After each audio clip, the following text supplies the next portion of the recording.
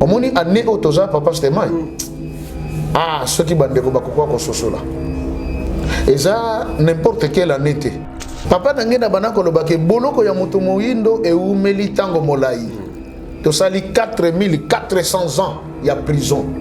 Et le lot temple d'Nkamba et Fungwami le 6 avril 1981, c'était la fin. Il y a prison, il y a 4400 ans. Siko Kobanda, le 6 avril 1981. Tito Koma, le 6 avril 2021, 40 ans, la traversée du désert. Bana Israël, pour Balongo, Égypte, Bakota Namboke Laka, va passer combien d'années? 40 ans. Il y a un peu de passé. Depuis date 1981, 2021, 40 ans. Mais ayez considéré les choses que Papa Simon Kimbangu qui est né en 1951, en 2021, en octobre, a conquis 70 ans. Tokeba, les Kamboïza, les Kamboïko Salem. En octobre de 2021, avec Tata Simon Kimbangu Kiangani, le grand Daniel, parce que son fils s'appelait Daniel Charles Kisoloke. Et maintenant nous sommes en face de celui qui a donné le nom de Daniel. Le nom de Daniel signifie le jugement de l'Éternel. Ok. Nzamba Sambisa. Année. Mais 70 ans, ils ont gagné le 12 octobre. Likambozoya. Tous en attitude d'un pasteur. Année. Attitude photos en ango. Totika mabe. Tout ça de l'Anzambe. Tout développer Bolingo Kat Nabiso. Tout télémi comme des fils d'Issachar. On a kolobana peuple congolais.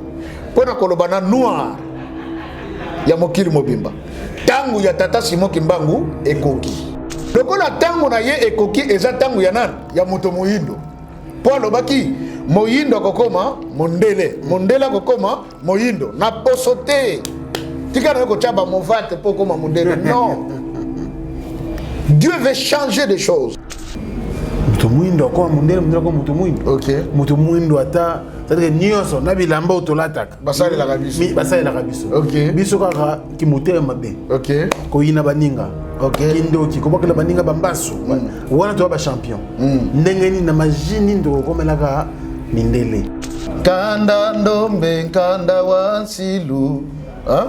Poso moyindo ezali le poso ya elaka. Yani wazola bate kakemba. Donc Nzambe mutalinga ki ke mindele d'abord ba sepela na tango. Après désobéissance à bakoko na biso o ekotsaki biso na boloko ya 4400 ans. Mais na tango ko ya ndenge kaka Nzamba salaki ka fongoli mindele akoboucher bango afongoli biso. C'est maintenant notre temps ya kokota en exergue. Mais avant tokota po muto muindo akoma réellement mondele ekoyinda. Tata Kimbangu le baka plusieurs mourons. Et qu'il y a avec fracas. Likambo moke ko salema depuis mokile banda nanu salema te. Ya malamu te mabe. Likambo na eko zala malamu pona bana na Nzambe ko zala mabe pona batu ba Nzambe te. Parce que ce sera le jour de leur fin. Tozoke na mokili ya sika. Mboka ya sika. Kuna un passe ko zala te. Ngana za munganga. Mais jour to so na papa Simon Kimbangu ngani azala ka clair abisinga mbuta mundu. Oyebi nini? Makambo mi bale oyo kokufa liboso tangu ngana kosala likambo na ngai. Kozala munganga na kozala maître avocat. Po mokili oyo tokokota maladie kozala te. Siko ko traiter nani. Kufa pe kotelema pendant 1000 ans. Bato bako kufa te? Mokili ngwa sika. Oui, tokota ngokandi to na manzoto. Avant tokota mokili wana ya sika, mokili mobimbe ko la pongi ya 3 jours. Le monde entier, à l'exception des personnes. Ata olobi ke ngana ko mela soki ni pona lala te okolala. Pasteur. Oui. Pasteur. Oui. Après confinement, réouvert ouverture Yanganda Taba chez Djonga de awa bokokuta biloko nyonso bolingaka ya kotumba lokola ntaba ya kitoko pe elengi, soso ya kotumba, ngulu ya kotumba, poaso ya kotumba. Esengeli koyebake chez Djonga de bafongolaka kobanda mokolo ya mardi ti dimanche. Awa nde sika ambiance ezali kolala, adresse eza kaka se moko chez Djonga de. Weekend boza deja ya kosepela chaque vendredi bobanda kozwa Suzuki Luzubu 4x4 yende muta kosepelisa bino na ndenge ya kosakana te, oza kulia, oza komela, oza kopina. Pe chaque samedi ekobanda kozala nde CNN Alligator na ba artiste mosusu bakobanda kosepelisa bino na makinu ya defwa te na bakunga ya kosakana te. Et puis chaque dimanche sombele suka ya bisanga nde bokozwa les grands chanteurs Emile alias de Mingongo yende muta konde ko palola awa boko sentir betue ba ou différence yena. Malolo. Oui frère, Babi Djonga. La Congolia. Futur. Hein? Nous te reçons la 50 boîtes. La Katakin, c'est Djonga. Soki olingo sala ba réservation obengi na ba numéro oyo pe bako servir yo joli kitoko chez Djonga de yango nde moboko ya ambiance na kati ya Paris. C'est naturel soin.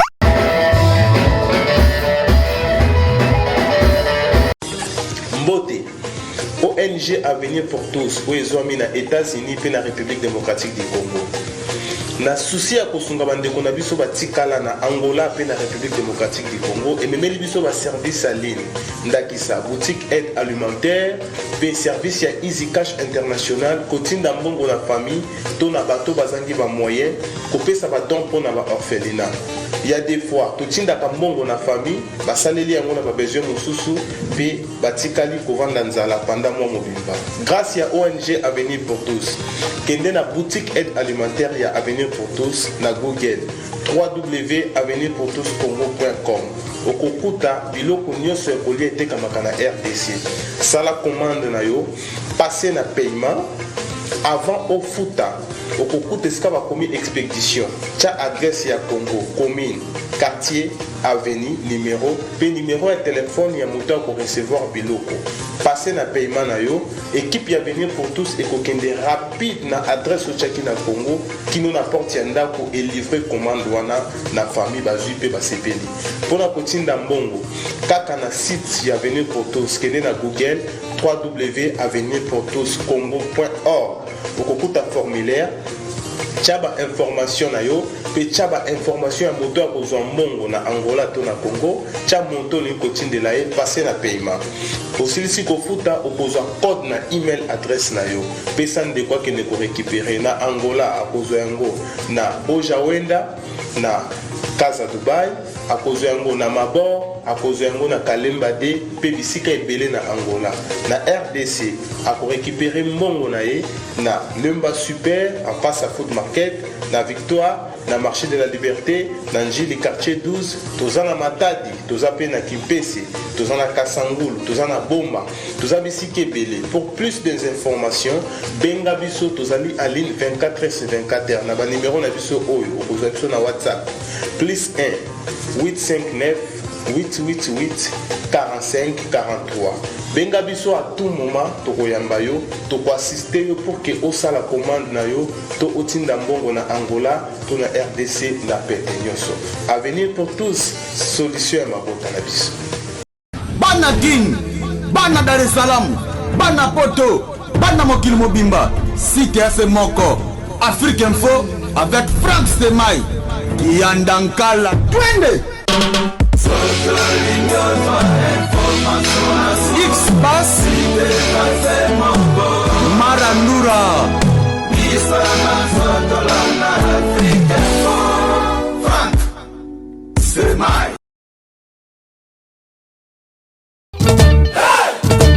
Double S Prod présent la star originaire du Congo, le monstre d'amour africain, Félix Wazekwa. Monstre d'amour. Qui signe un grand retour sur la scène européenne après 10 ans d'absence.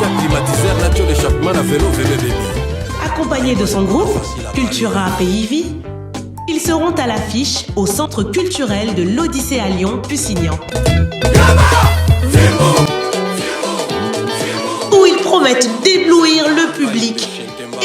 donner un spectacle chorégraphique exceptionnel. Ça va danser.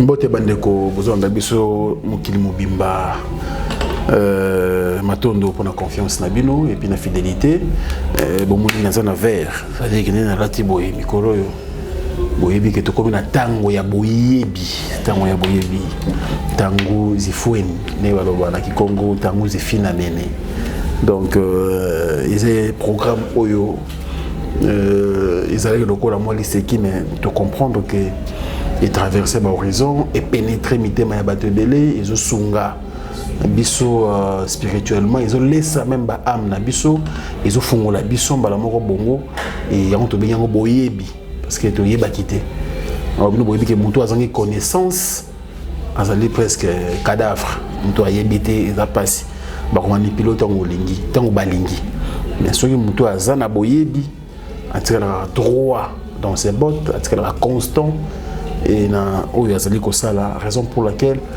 biso Afrique il faut to kanisa qui était toujours de saisir opportunité en Zambapé si biso au travers son serviteur le pasteur Joseph Kikonga Diamu aller sa biso et a fungola biso bongo bamba boy ba futela ngo ba université bamba boy ba kotela ngo forma ba classe une année 2 ans 3 ans Nzambe na bolingo na pesi biso gratuitement parce que moi la Bible que vous recevez gratuitement donnez aussi gratuitement et on commence à Nzambe za ko sala merci surtout na ba message na bino merci na ba encouragement na bino merci pe na ba remarque na bino merci les sous na ba situation pour yango les opesa biso makasi to continuer à avancer lelo par la grâce de Dieu comme la 7e numéro ce n'est pas peu de choses toujours avancé quand même tout musique alors l'homme de Dieu disposé et ils ont facilité que joyer parce que vous avez père de famille ils ont la responsabilité belé ils ont la charge de belé mais tant on a disposé pour nos biso vraiment faut dire merci et tout ça bela pour na yinza ma ko santé malamu famille naïe na ma misala nzo salaka et continuons à la protéger par le Seigneur Motana Nzambe mbote pastement ni balou to za trop français hein zara moi mingi pe lingala wow et on a bonne introduction pe na lingala bon c'est vrai zara ba comme ça ba sengaki et tout le parce que il y a pas que ba congolais ba zolanda biso ba to Guadeloupe ba zolanda biso bande ko Cameroun ba ivoirien donc ba zo pesa nga ba sangwana ti ba senga biso émission na Congo. Bon, Bango, Bango. Oui, c'est vrai, mais Bango Bazo Senga plus que si gestion Basalaki. Est-ce qu'il n'y a pas moyen que Bamakambo Bozo le Bana Bossara moi numéro Moko uniquement en français? En français. Il n'y a pas de problème, on va le faire. Bon, quelque part dans le Baki, ils a bien, mais on m'a dit Makamsou c'est ça, mon Zidoming. Tant que vous m'appelez la langue, tout va comprendre. Comme Sousso, non, Afrique Info. Bakanga qui a mon anneau, YouTube balingi le juste parce que qu'on a il y a Roboni, toujours ça la moins équilibre. Non mais c'est bien de comprendre il faut tout équilibrer mon bouquet. Exact. Na autre ça là, moi partir français comprendre, expliquer de quoi comprendre était. Partir lingala peu où comprendre, expliquer de quoi comprendre lingala était. Donc tout son ngana wana ko ça la biso parce que biso mo boto ko katé. Tout ça des personnes, mon ko zape ka moko. Donc ça passe. Mais binobo continue ko penser sango. Alors, Moto Nzambe, comme d'habitude, tout ça, la rétrospection. Avant tout, côté un numéro à Sika. Bandeko Balobini pour le 6e numéro. Bon, 6e, papa, c'était moi, Yobi. D'abord, ma pétio, merci, Mingi Pelongonia. Je vous en prie. Parce que vous m'avez surpris. Ngana Ibaka, que tant de tourner, c'était, je crois, le vendredi. Le vendredi. Que bon, lundi, mardi, voire mercredi, nous sommes en ligne. Alors, nous avons surpris Nathalie dimanche, on a un message, on a émission en Ghana. Papa, c'était moi. Nous avons un d'abord, routine qui n'est pas nanga. Donc, RK message, on a côté 2 minutes après, appel. Natal appel, Mouta Obenga Boye, Nekomoka Londres. Ah, papa, na moni 6e numéro, ah, Nénéza, on a un enfant, Nanandango calme. Moi, je dis, ah, donc papa, c'était moi, il y a Tchak en ligne. Donc, c'est une grande surprise, en tout cas, merci. Et les Lotozawa, Otokoba, et je dirais que m'appelle tout à l'heure avant Naya, Nekomoka Benga depuis les États-Unis. Ok. Il y a eu direct, droit, Nekiko, Mouta Monté, Et c'est moi bato bazo benga balobi 6e baza très content ya ko yoka o ilobami ndeko moko lobi nanga na za mondimi. OK. Na za mondimi na kati ya lingomba tata Simon Kimbango mais makamso lobi wana natikala ko yeba ngote. C'est maintenant seulement na yoki yango. Ah ouais. L'obito Zakina, Papa Douda, il y a une maman qui a appelé depuis Paris. Sa maman Mouka Brazzaville, elle s'appelle Maman Emilienne. Abi Papa, on a côté Lingomba Kalamingi, mais vraiment semblable que tu côté une grande école, tu sais que le Makamongo mais là ça nous fait du bien. Et du coup, à ma grande surprise, 6e, à peine quelques jours, tu vas commencer à 7e. 7e. Déjà comment malgré 2 heures du temps, il faut 7e. Et puis, attends, Landi, autonité. Va souffrir, c'est impossible. Alors, la question c'est tellement belle, mais tant que tout question, toujours permettre de péter ou avancer un peu plus vite. Il y a toujours pour moi 2-3 questions. Je crois qu'il y a Birmingham, José Moulumba, il y a Tindaki. En tout cas, on est à livre. Je pense que il y a beaucoup en contact. Alors, il y a tout il y a un sujet la série il y a une émission, on est dans la création. Parce qu'il y a toujours un ministère de la divinité. Moi, tout la question alors, nous José souffrir tout le monde a question. Ils allaient tout bois quitter. Tout le monde a tant côté dans 2e épisode pour la création. On a réponse na question n'a pas de réponse ils a déjà. Mais ma question monsieur ils ont cadré dans mystère de la divinité. Comme vous répondre rien oui, répondre. Oui, allez-y. Avant tout le monde est là. OK. Molimo Santo Tata Nzambe Nkolo Yesu Kristo Tata Simon Kimbango. Tozongisi matondi mingi nangolo lususu tozui komona mokolo ya lelo. Ebele bakufi batiki biso pona bango lisolo esili. Oetikali na mitema na bato ezali ba chagrin ezali kokanisa ndeko tango azalaki. Baye basalelaki yo na solo bakepo na kopema ndenge komami na mokana na Apocalypse. O bayebaki yo te pasi nde bandi. Pe mingi lisusu na tango baza na bopito baza na pasi bayebi te basala ndenge nini basusu bakangami na bandako bazangi ba moyen. Ezape na ba ebele oyo bakoti ba prison ba kasho na makambo bazangi koyeba. Mingi pe basali mibembo na ide bakoma na kimia me mikakatano yeli bango na nzela. Makomi lobi ozali lisungi li elizanga kate na tango na pasi eyaka pona tena kosunga biso. Tango pesi biso papa ezali tango tonto loba lisusu o ezali posa na yo likanisi na yo oyo lingi biso to yeba. Kwete tango nyonso ozali koloba na biso ete libota na ekufaka na bozangi boyebi. Boyebi yango sepeli biso to yeba na kososola kwete na nzela na yango tozwa bomoi. Ebandeli suka ya oto kosala lelo takabi epai na yo. Makomi lobi kozanga yo biso to kosala likambo moko te. Tika minoko ezala biso kasi maloba ya yo moko. Zala na biso elongo ni bandeli kino suka okomba tata mwana pe Molimo Santo. Amen. Amen. Merci papa. Voilà. Ndeko José Moulumba, na pesi en tout cas mbote mingi, naza très content ya komona réaction au yayo en tout cas.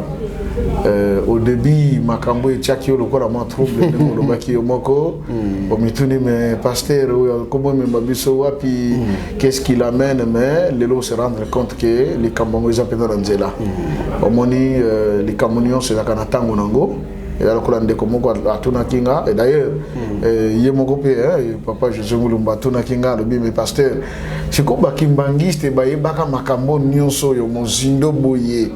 Mais pourquoi c'est seulement maintenant que bandi kolobama et yozo lobango. Donc c'est bon, naza le seul était nazo lobango, bamsope bazali, mais la Bible dit que chaque chose a son temps. Donc kokeli de tango parce que voilà le baki toujours c'est l'année 2021 et namutu na wana d'abord comme yelinga na ibisa papa Moulumba pe bandeko yo peut-être bazape la même question parce que bazoto na kangango. Dans le livre vert, il y a papa d'Angenda. Où ils ont intitulé le kimbangisme. À comment que l'on attend là kuna. Alors bi depuis 1925, l'autorité coloniale belge a pesaka une instruction sévère. Mutu mon côté a koki kolobela Tata Simon Kimbangu où que ce soit. Ni dans l'église, ni dans Zando, ni dans l'école, donc tout lieu public ils ont interdit au kolobela likamba Papa Simon Kimbangu te. Ce qui ka ba yo ki kolobela likamba na ba kangiyo aucune relégation. Na pesaka exemple moko wa tango papa na biso Simaro Lutumba botamaki. Les faits seulement ba pesaki prénom ya Simon. Mes parents ont des relégations. C'est comme ça qu'ils ont changé ça en Simaro. Parce qu'à Botamaki, au cours de cette période-là. Alors, et ça dit que, comme ils ont interdit à Kolobelango, les Camboya Papa Simon étaient dans un milieu restreint. Il y a Bakimbangiste. Et puis Bakimbangiste, on a ensemble la peine à Kobombama. Vous voyez? C'est comme ça qu'on a Bengango, Kintoa Dikiabazoba. Donc, assemblée moko le ya bazoba moko boy. Tala bato, mutu babana ko landa ici ba kangi akena e prison mais bazo continuer kaka. Baza pena bazoba bato ba maelete. Omoni nzoka de bango ningi bakoro balo baka mutu bomba miyo aleki na mayele. Do bango ba yeba ke sika ba bomba melaki. Omoni liboso to ke le papa c'était matin to la Congo to comprendre banani bazalaki à la base indépendance ya Congo. Est-ce que Zaki va politicien, tu Zaki va kimbangiste. Alors, Ndé Nakobomba Moana depuis 1925, Bazalaki dans la clandestinité, Bazo semble en secret dans le Bakiango Awa, ce qui va semble en Andako Papa Stémaï, Bazo Sala Sini, il y a poisson à ma belé, Batala côté poisson qui est ici qui est côté, Babijaki Andako Papa Stémaï, Yokanaki-wana, Awa, Ndé, Toishikatoko Sambel. Jusqu'à ce que la reconnaissance officielle. Bon, bande comme ça, le caca trop de précision. Non, pasteur, tu dois, il fallait d'abord que le baquet, c'était en 1957-58. Non, tout ce qui est dans ce qui est grosso modo, pour nous tenir à comprendre. Mouton que le basiko que non, na makambonga na landi. En tout cas, dans une décision, na kota na likambowana. Era koya kota. Ndako yeko la pe makambo nyonso parce que na kokipe ko pesa nyonso vous voyez sinon muta ko loba ah tina pesa na ngosote na kende parce que nyonso et si na bien on reconnaît du moins que l'église kimbangiste est qui la reconnaissance officielle et s'il faut le dire l'indépendance c'était le 24 décembre 1959. Vous voyez, l'État colonial belge a pris ordre que l'église kimbangiste va sembler dans toute liberté. Mais tellement que si vous mentionne qui na mode moko boye, ya ko bomba, ya ko voilà, ko bange zalaki. Tant que peut ba bandi ba bimi en public pour prier, qu'est-ce qui se passe? Mutosoka yeli ateli to yazoko na komba tata mwana mulimo santo tata Simon Kimbangu tala bato vraiment bato bazoba kaka penda jusqu'aujourd'hui bazobele la kaka mutu vous voyez et ça là qui le là objet moko de honte ngai moko na lobakango pe na répétaka yango na bana ko loba mele kimbangiste moi je ne comprends pas akukuta mutu mususu boye docteur na bana ko yoka ba docteur ba maître avocat ba tamine na mayele mais c'est quand même des intellectuels mais bazo sala ni na makambo yo vraiment ba benga ka mutu nzambe vous voyez ce qui fait que bande komingi pe na kati église kimbangiste wanomona ke ah makambo na biso bato libanda balinga kana bango ngote atata le bito kende poto yebisa bango ba olinga bisote tu veux que témoignage au monde en décomment qui m'a dit c'est parce que les carabango basa ba choriste mais muta se permettre à lambi foufou mayo sokoli nzungu ya foufou a sopeli bango pour basa ba kimbangiste c'est comme si même basa qui esclave to batumongo ba utaki planète mususu ba ko déranger les humains sur la terre vous voyez alors action wana et permettre qui tena bande komingi ya lingomba ba s'exhiber ba bima po kolobela likamba Papa Simon po bazolo ba tango kende kuna ba ko sopelo ka mai tango kende lo baboye ba ko iyeyo oh atala solo bela mutu oh mutu bino boza bazo ba tout ça ce qui a fait que bande ko bi ah to tika la kana likamba ngo biso moko ba vanda kina likambo na bango maintenant papa d'angenda bana ko lo ba ke bana na ngai bazali mingi mais belika tena bango bazana no libanda les bandes c'est-à-dire qu'ils étaient un peu en dehors du système kimbangiste. Vous voyez et je dirais que parmi Batongo, Bazalaki Bingi, les bandes, voici. Qui pouvait croire qu'il y a un Papa Simon? Un grand pasteur de l'église de Vous voyez Nana mesana qui que non, ce jour-là, la piscine de BTS. Hein? La salle, ils ont vibré, donc, ce que aussi, comme l'homme de Dieu, peut s'en place au combat, c'était formidable. Ah, aujourd'hui, Dieu a tellement magie. Mais les lots, tous les la Likambia, Tata Simon Kimba, qui est formidable. Les a pété. Et, tout le monde en voit, papa d'Angena Banoba, être kimbangiste, c'est la vocation. Comment les camions sont ceux qui ont vocation à être et Simbakate. Maintenant, et là, on travaille quand même. Pourquoi kimbangiste, c'est sa vocation? Donc, ce que bien ma bonne angote au côté. Et qu'en est-il maintenant de la vie? Moi, les Kambango. Très bien. Papa, c'était moi, je suis très bien, il y a qui journaliste. Pour sa vocation, ce qu'on force à Tiango, il y a qui Simbate. Ne va pas le bagage, pasteur, message, je sais bien. Mais Moutoponi ne y était, Luka côté Moussous. Mais qu'est-ce que les gens disent? Ah, c'était Mayaza professionnel.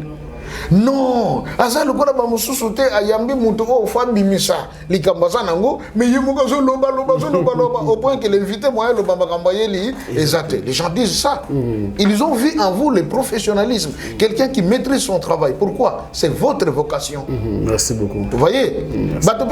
Pasteur Joseph, vraiment, je peux expliquer ma cambo. C'est ma vocation d'être serviteur de Dieu. Voilà. Et papa n'a dans le bac qui cause la kimbangi, c'est ça les camboya cause la vocation. La vocation, c'est-à-dire ceux qui tangama pour na yote et ça passe. Bon, conseil quand on peut se vendre comme ça, même si les vocation na yote, ça n'a est fort. Parce que la Bible dit que le royaume des cieux appartient aux violents. Au moins, très bien. Ça n'a pas violence, c'est vocation et la taille. Donc, ce qui a fait que Bandeko Yakimbangiste, un peu pour ne pas faire des évangélisations comme ça. Mais ça ne veut pas dire que l'évangélisation, non, ça les mater. Je vous livre un secret, Papa Stemay. La grande évangélisation de l'église kimbangiste a été faite d'abord par Papa Simon Kimbangu lui-même. Na Banco, les bateaux Bakangama Kinaye, parce que Banco, les Nyonso, les relégués, Bakena Kosa la Bango se prison dans l'eau. Bamsou Bazaki en Équateur, Bamsou Bazaki en Bandundu, Bamsou Bazaki en Kassai, ainsi un peu partout. À Baboma, à Bambanzangongo, oui, Bazaki est belé. Je vous ai dit ici, il y a eu 37 000 familles avec 150 000 martyrs. Il y a bateau Bakoufi, 150 000. Et ça, notre stade de martyrs est à 80 000. Mais ce que vous ici 80 000 dans Katiba Bima, tel est Bango Foul Bazalak. Ce qu'il y a 80 au moins par deux. Nombre de bateaux qui pendant les Kamba Papa c'est Montumbango. Ça c'est très grand. Même Koloyos, ce n'était pas comme ça. Vous imaginez? Parce qu'il y a eu les disciples, il y a eu les apôtres, mais 150 000 martyrs Bakoufa pour la cause seulement de Dieu et c'est le comme parmi les Makambosé qui sont réservé. Mais Papa d'Engenda, quand il sortait, à Goko Messika Boye, allez, Bana, Totel, Male Faki, Tinda musique. Musique, ce que Bano Beta, Bamso, qui bangiste la musique, et tant que Beta connaît ça bien. À qui me le Ngomba Bango, à combien de bangiste. C'est une façon d'Amba Bengeli. Bamso se peut pas contacter les Ngomba dans quelle évangélisation? Les mariages. Vous comprenez? Quand on le baquet, Bolingo, Mibeko, Misala. Talaban de quoi qui bangiste, Ningi Babalaka. Ce qui sœur, il y a l'église qui bangiste à Zobala, Nandeko, Naye, au groupe, ce qui, moi, on a dirigeant en Afrique, Bazobala. Il y a qu'à assister mariage l'organisation. Maintenant, Bandeko Moussouba, comme non, comme on a dit, parce que frère Ntel, oh, il y a Bala qui a Azariki n'a pas coûté. Madame Moukotan, quand je suis d'accord, jour, quand Bali, n'a pas quitté, n'a pas congélateur, n'a pas bête, mais le conioso, et quand les mêmes jours, n'a pas comme équipé. Moutopé, à mes mamies. Christ Alobaki, si vous ne croyez pas mes paroles, croyez le fils qu'à mes œuvres. Donc, non seulement par la parole, aussi par les œuvres. Avec ces nouveaux vents, dans cet appel que nous avions reçu, au lieu que Toti Kalakaka, Namakamoto Zerananu, Faki et Beta, Toti Kalakaka, Namakamke, bon, Batubata la mariage, et les gars qui n'est toi porter paix, oh tu connais quoi yéko. Alors auto yéko likuna. Nazolo bawa, je ne dis pas que le réveil est foncièrement mauvais. Sinon alors, il n'a qu'à pas à l'école pour n'abisoter.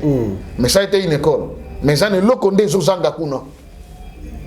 Vous voyez? Ofo bazwa et lokonde zozanga kuna. Parce que ce qui est lokonde bazwa ngote moi pas à la complet exact. Très bien.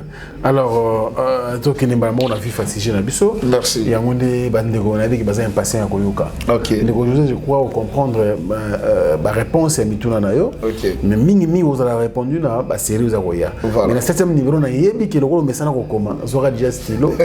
Na moi bout de papier na yo banda ko noter. Et puis dans le bachaki papa Roger Moulumba, pardon José Moulumba, c'est un kimbangiste. Déjà. Oui, aza kimbangiste, aza moi na tata Simon. Na quotidien.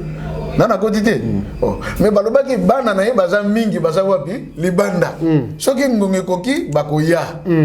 Vous comprenez? D'ailleurs nana profiter na lobelo comme papa c'était mal. Allez-y. Papa Simon Kimbangu Ngani m'avait révélé une chose une fois.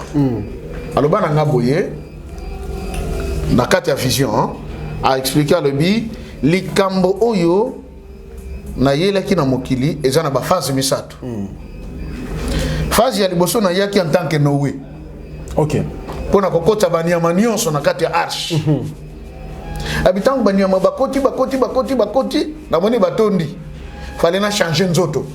Parce que nzoto na zalaki na ngona enveloppe ona ba messena ki na miracle, je crois avoir dit ça déjà un peu ici. A changer nzoto aye comme enseignant pona kote ya banyama ona siko ba changer bizaleli. Ndako mongi papa dia ngenda.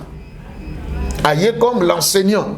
Oh balobaki nlongi moko akoya nlongi aye ateyi batu ba comprendre et puis fondement moboko ya kimbangisme sanini e fandi très bien tangu yango e fandi makambo nango pe oyo ezoko accompagner nango sanini e fandi pe en l'occurrence ba école ba hôpitaux et beaucoup d'autres œuvres sociales nde albi bon ngonge koki siko ifona sala nini nakoki sabilaka on a lakaki banyama on alobaka na lezaki batu parce que papa na ngenda banoto na ka mutuna tozalaka na biso batu te kasi tozalaka banani mais tozalaki banyama parce que to perdaki bonzambe tout celui qui n'a pas Dieu en lui Bible bengaka ye homme animal omoni maintenant tangu ya ye enseigner biso nde tozongi kokoma batu. Parce que si on Nzambe aye ko vanda na biso pe aye akota na kati ya moko na biso. Nde si na troisième phase na ye aye a changé penzoto il devient Simon Kimbangu Kiangani. C'est la même personne. Oui.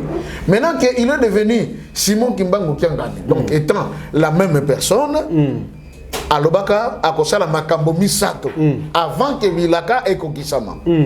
Likambo liboso akosala ezali 1 Yako benga na ba oyo nyonso baza ya yete.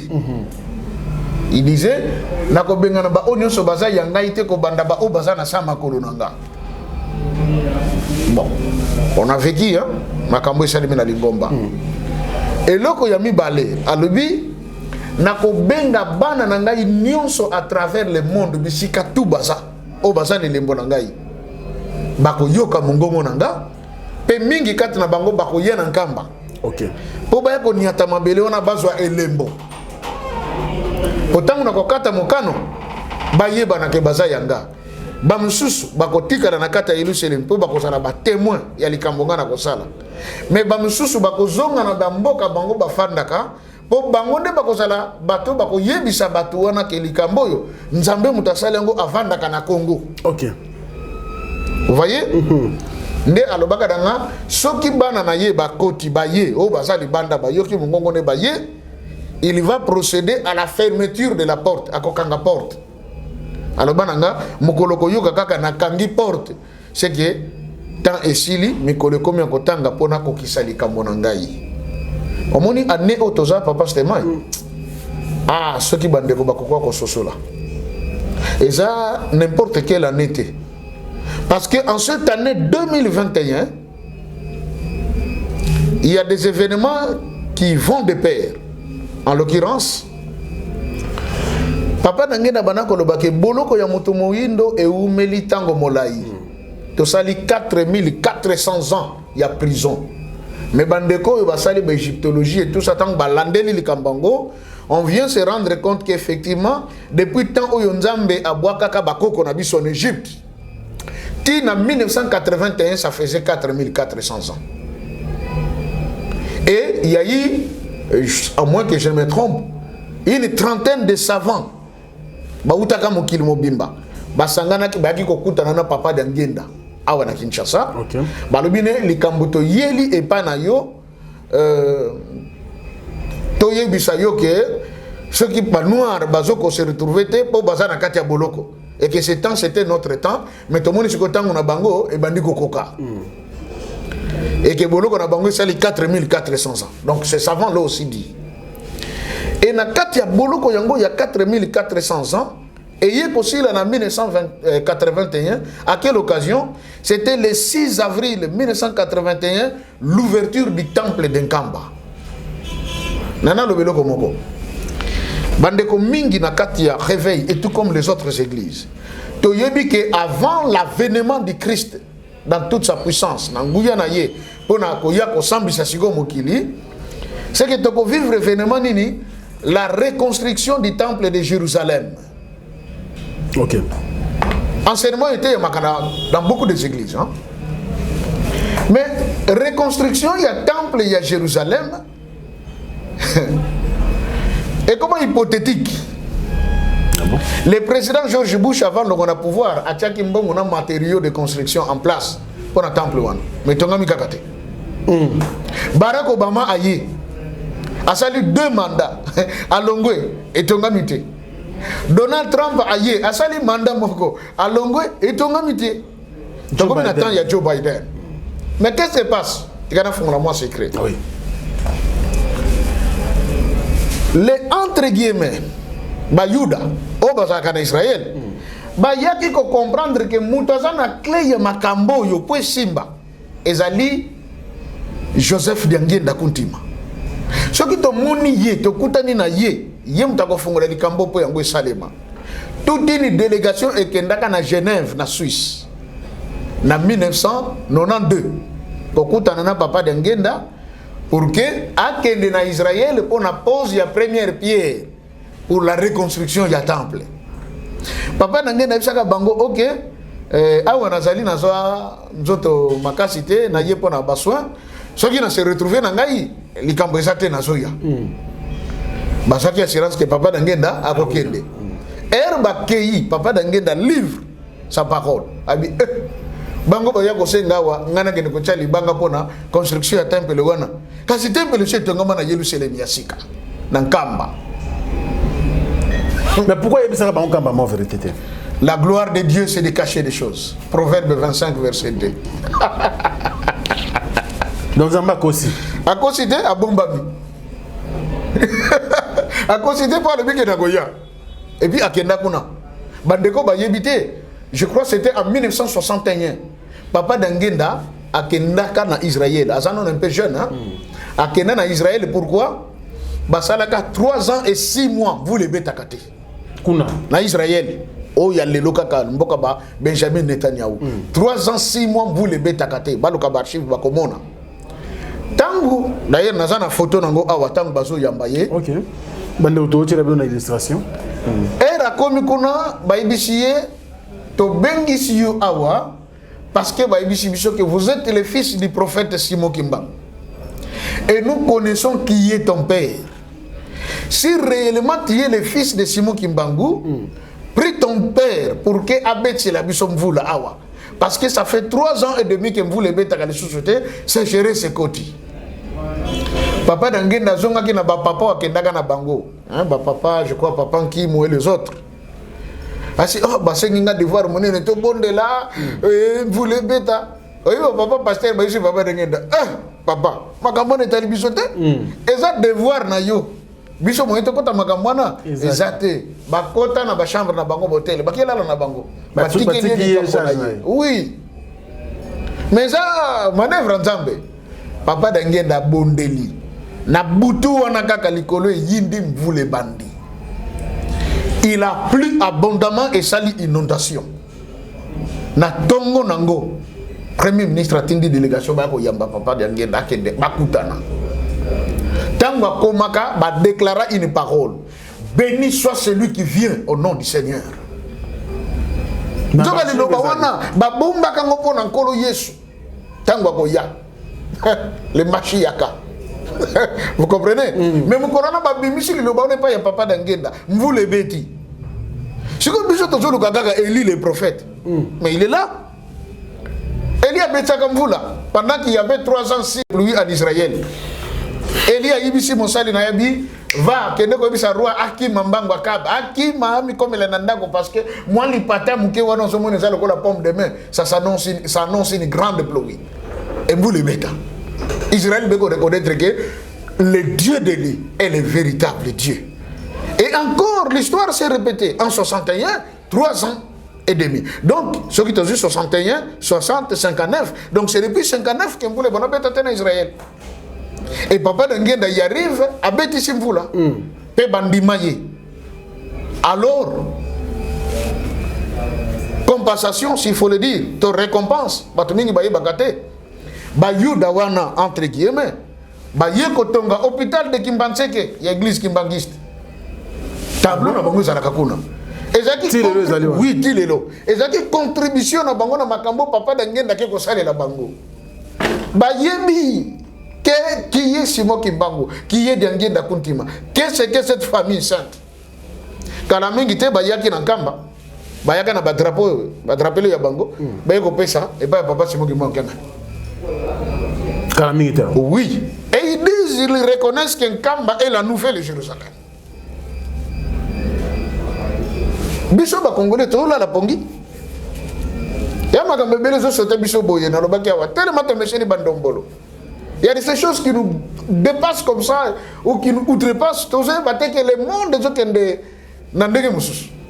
Et le temple d'Enkamba et Fungwami le 6 avril 1981, c'était la fin. Il y a prison, il y a 4400 ans.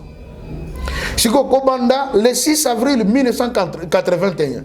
Tito Koma, le 6 avril 2021, 40 ans, la traversée du désert. Non. Bana Israël. Pour pas Égypte, Bakota Namboke et Laka, va passer combien d'années? 40 ans. Il y a un peu de passé. Depuis date 1981, 2021, 40 ans. Mais ayez considéré les choses que Papa Simon Kimbangu qui est né en 1951, en 2021, en octobre, a conquis 70 ans. Tokeba, les Kamboïza, les Kamboïgo Salem. En octobre 2021. Bon, on a pour décrire que Gosalem en octobre, parce que nous sommes embêtés. Il est écrit en ce qui concerne les jours et l'heure, personne ne le sait, ni les fils, ni les anges, si ce n'est le Père lui-même, le Père. Or, le Père, on connaît son nom, le Père Esprit Saint, je le dis ouvertement ici, Nazolo Bango sans embâche, et ça, Tata Simon Kimbangu. C'est lui, Papa d'Angenda, c'est lui, Simon Kimbangu, qui en gagne. Pasteur. Nayebi onga nazoloba. Likambo moke ko salema depuis mokile banda nanu salema te. Ya malamu te mabe. Likambo na ekozala malamu pona bana na Nzambe ekozala mabe pona bato ba Nzambe te parce que ce sera le jour de leur fin. Tozoke na mokili ya sika, mboka ya sika. Kuna passe ekozala te. Kofunda ne kozala te. Ngana za munganga. Mais jour to so na papa Simon Kimbangu ngani azala ka clair abisinga mbuta muntu. Oyebi nini makambo mibale oyo kokufa liboso tango ngana kosala likambo na ngai kozala munganga na kozala maître avocat po mokili oyo tokokota maladie kozala te siko kotraite nani kufa mpe kotelema pendant 1000 ans bato bakokufa te mokili yango ya sika oui tokokota yango kandi tola banzoto avant tokota mokili wana ya sika mokili mobimbe kolala pongi ya 3 jours le monde entier à l'exception des personnes. Ata olobi ke ngana ko melasho kini ni pona lala te okolala. Pasteur. Oui, na kimbangisme babenga kango laïswa. Na 1 Thessaloniciens chapitre 4, l'apôtre Paul a lobi boye. Pour ce qui est de la résurrection des morts, je ne veux pas que vous soyez dans l'ignorance. Car nous les vivants, nous n'allons pas devancer ceux qui sont morts. Mais au son de la trompette, les morts en Christ ressusciteront premièrement. Après toko sangana na bato ya bomo. Omoni côté de token. Papa si mongi manganga ni soko sana nkambe. Soka lobi atuna ka mutuna moko. Baya to bayate. Bato baso saka. Baya. Wana banana. Siko ngata na komi kamba sika na joka ka kriwana. Baya to bayate. Baya. Hemo ba oyo papa zori bera baya to bayate. Esa banani. Na tuna bandeko moko. Ndeko. Banani bakoya. Oh, Banoir américain. Noir américain. Noir américain. Donc vraiment, tous ceux qui manguisent attendent seulement le noir américain. Tamu na koti na biruto mwana soro na ye moko na bi papa bolimbi sina sana mwa mutuna. Oye mutamuntu. Nazo yo kalika momoko papa zolo ba mingi. Ozoto na baya to bayate, baya. Mais na tuni bande kuma lo ba noir américain. Nazo yo bate papa vraiment ba noir américain kakande bazo c'est là ou bien eza bato mususu. Abinanga oh mutamuntu. Yo zama yele hein. Bango batuna kati. Bango bandima kakaka. Mais yo tuni. Moto atuna galego eloko mabe ngabite papa. Bayato bayate ezali groupe mibali. Tango balobi ke ba noir américain, bako cité to zela kapé bango bako ya, po izelaka. Bako zonga na bango. D'ailleurs tango bango bako ya, to ko sanga na bako développer Afrique. Mais ya motuya na kati ya groupe wana ona lobaka ezaba wei. Na bakoko na bino oyo batekama na mikili ya bapoto en esprit abibandako bomona ka ya milayi telemi na poto esimbami na milimo bakoko na bino ogena kuta bango kuna na se ya kufukama bamsu bagumba mikongo po basimba kandako wana mais kelelo ya nzambe tango ko beta bako yoka ngo bako lâcher bako ya alors bandako ne ko bandako kuye yango moko bayato bayate. Vous voyez? Maintenant là, qu'est-ce qui se passe? C'est que, tangu bana Israël bakokisa ki 70 ans. Il y a deuxième boumbo na Babylone. C'est en ce moment que quelqu'un comme Daniel a télémaki pour na kokota mabonde il y a 21 jours. Pe promesse wana, to na ba réponse. Il y a prière, il y a Daniel et apporté Esther na trône a comme reine. À partir il y a Esther, nous connaissons Mardoché a comme premier ministre. Bande kona bango ya Bayuda, Néhémie, Esdras, bakote na cour royale. Et c'était la sortie des enfants d'Israël parce que bango ne ba facilité sorti wana. Ba longwe Babylone, ba zongi na kata Israël. Ba ki ko sala nini? Biloko misat. 1. Reconstruire les tombes de leurs ancêtres. Na ko lebele mpe likambo le. Ba tombe ya bakoko na bango. Loi ezalaka na kati ya empire. Que Moutoumoko a se présenter devant le roi tout en étant triste. Soko yozana mawa au terme du bonsoir roi au se tombe. Mais Néhémie qui était un des hauts responsables na intendance na ndaku ya roi à se permettre qu'on se présenter devant le roi avec un visage triste. Roi tali abika Néhémie mais uzana mawaboye likambo nini abi roi nakozala nesengo ndenge nini soki batombe ya bakoko na ngai na mboka nyonso zosila na kobukana nzambe na ngai makambo papa stema basomo na nga compliqué ngoyo to banako te ya frère il y a pas de relation entre les morts et les vivants nzoka grosse bêtise. Ah bon? La Bible ne parle pas de cela. Pas de cette façon-là. Laissez les morts enterrer leurs morts. Oui, le Christ l'a dit, mais il faut qu'on comprenne. Ba mort ni ya solo bel. Est-ce que si tout le monde bimbe babimi na tombe, ba yebe ko serika moninga na bango bemba ke kundai. Laissez les morts enterrer leurs morts. Les morts, les personnes qui n'ont pas Dieu en eux, sont des morts. Mais où est-ce que nzamba zo ba que non? Et bembe wana c'est vrai, c'est bembe to kunda mais soka sana nzambe katina kosekwa na yeto kozana biso longo gaze bembete azone bembete même balang to lobaka bamo musufu to revoir ngo tangu mutakufa gezaka lokola baluki na simamiro makamnyo so biso tozo sala ya so monango mais biso to ko moniter pour biso to ba avec. Ah bon? Oui. Bango ba monaka oyoka te mutalobi na lalaki na loti mama na ngai ye apesi nga toli alobi bolikambo ko sala te sala bo et puis esimbi. On a l'autre nga madame nanga l'autre papa na ye apesi et puis chaque fois zaka soka l'autre kan l'autre na ke tata na ya ye apesi mbongo mikolo bonanda wana moi ni pas non papa Stemai ndoki mo wala telo nge papa na biso Nzambe ayebisi Moïse je suis le Dieu d'Abraham d'Isaac et de Jacob bakoko na yo mais na miso Moïse bakoko na basani et si bakufa mais nzambe alobi na ye Dieu n'est pas un Dieu des morts mais des vivants donc et pas nzambe bakufa te bazana bomo parce que bandimela ka nzambe babomba mikaka monde moko boy ils sont vivants. Et là, Dieu me fait comprendre une chose. Au monde Congo na biso. Pourquoi tu es bongate? Parmi les facteurs, ils ont ça que mboka, ils ont un désordre, mboka ils ont bongate parce que eux ba tombe ils ont respecté. OK. Oui, il y en a qui vont me dire ah pasteur comme côté ma contraire. C'est ça la vérité. Na ke na cimetière qui tambo. Tombe aussi bakunda mutu. Allez, tiens moi mabele le chouchou, batimoli, babakisi mutu. Mais c'est grave ça, c'est grave. Mais tout ça confinaye papa c'était mal. Ce qu'on a mboka bamindele, cimetière, et un quartier bien loti. Mutuna ndako ne sike zali na numéro. Et puis même cimetière en gros il y a 4 siècles ou 5 siècles de cela. Et zakaka bongo, mais bisona ba cimetière ko buka ko tonga bandako. Ce qu'on a surtout même ba deko ba tonga 50 ans. OK. C'est trop bien, trop bien. C'est quoi résurrection de mort que Salema. Bato bazo tonga banda ko lokola wana bonu na cimetière ya Kasavubu. Jour résurrection ko Salema na kata ndako no sutuka ba mutu abimi yeyo kolo sika abimi. Yo ndako yo siko ko ndako ngo ko suka wa. Vous voyez pas ce man? Est-ce que vous savez que ba mort tango ba ko seko mukolo wana beaucoup de vivants vont mourir. Comment ça? Ndokyo aliaka mutu yo aliaka aye. Siko ko suka. Ya kufi. Et alors na kimbangisi wabenga kango mbanga na mbanga c'est-à-dire sauve qui paie jour on ko za la sauve qui paie okobosa na moso kobosa na bana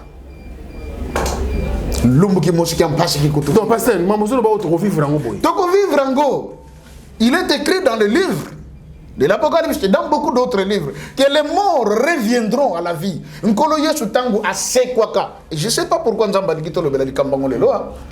Tangu nkolo yesu asekwaka, Bible lobi ba tombe ya bancien nyonso. O bandibela ka nzambe efungwa maki babima et puis ba tubamona ba. C'est la vérité. Mais ça c'était la prémisse de ce qui va se passer à la fin des temps. Néhémie a regretté, a triste devant le roi parce que ba tombe ya bakoko na ye ezobuka na muta ko entretenir ngo azate okukuta ba Congo keba na cimetière. Hein? Soko lingioza problème tena un vrai mu Congo. Ko keno ko sakana na tombe na yete, ko finga pe koko na yete o shakufa. Keba ba politicien musona comme yoka bazo finga ba mémoire ba tomoko ba kufa kala, c'est dangereux ça. Très dangereux. Néhémie a lobiango. Et je vous informe, papa Stemai, mon oui, n'est-ce pas le yo zobotabana. On va les moi c'était, au botabana. Même mon collègue aux que yo kufi. Bana ne peut pas boti bana. Deva bana ya bana na yo sanan. Ancêtre na bango bien sûr. C'est que ceux qui moi na yo aza vivant bani ko finga yo tata aussi kufi. A ozali pamboli. Abando sakana ya kozali pamboli. Toujours on a désordre parce que d'abord on ne sait pas honorer nos ancêtres, ceux qui sont morts.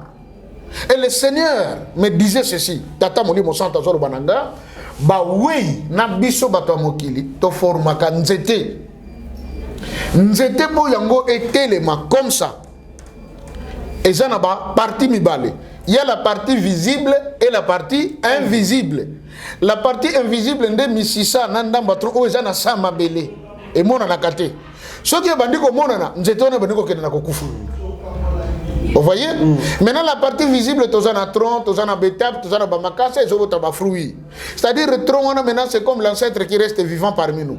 Ah, bah, quand on a besoin de se faire, mais il y a du moins, Azali. Nakate na ye, bimi, tata, legi, tata, kulutu, tata, maman, tout, et bana, babotami, makasa, et babrandi, et tout le reste. Maintenant, là, qu'est-ce qui se passe avec nous, les Congolais? Nzete yango yango tozali, bisoto kati yango, tolobi, misisa oyase, et tali bisote.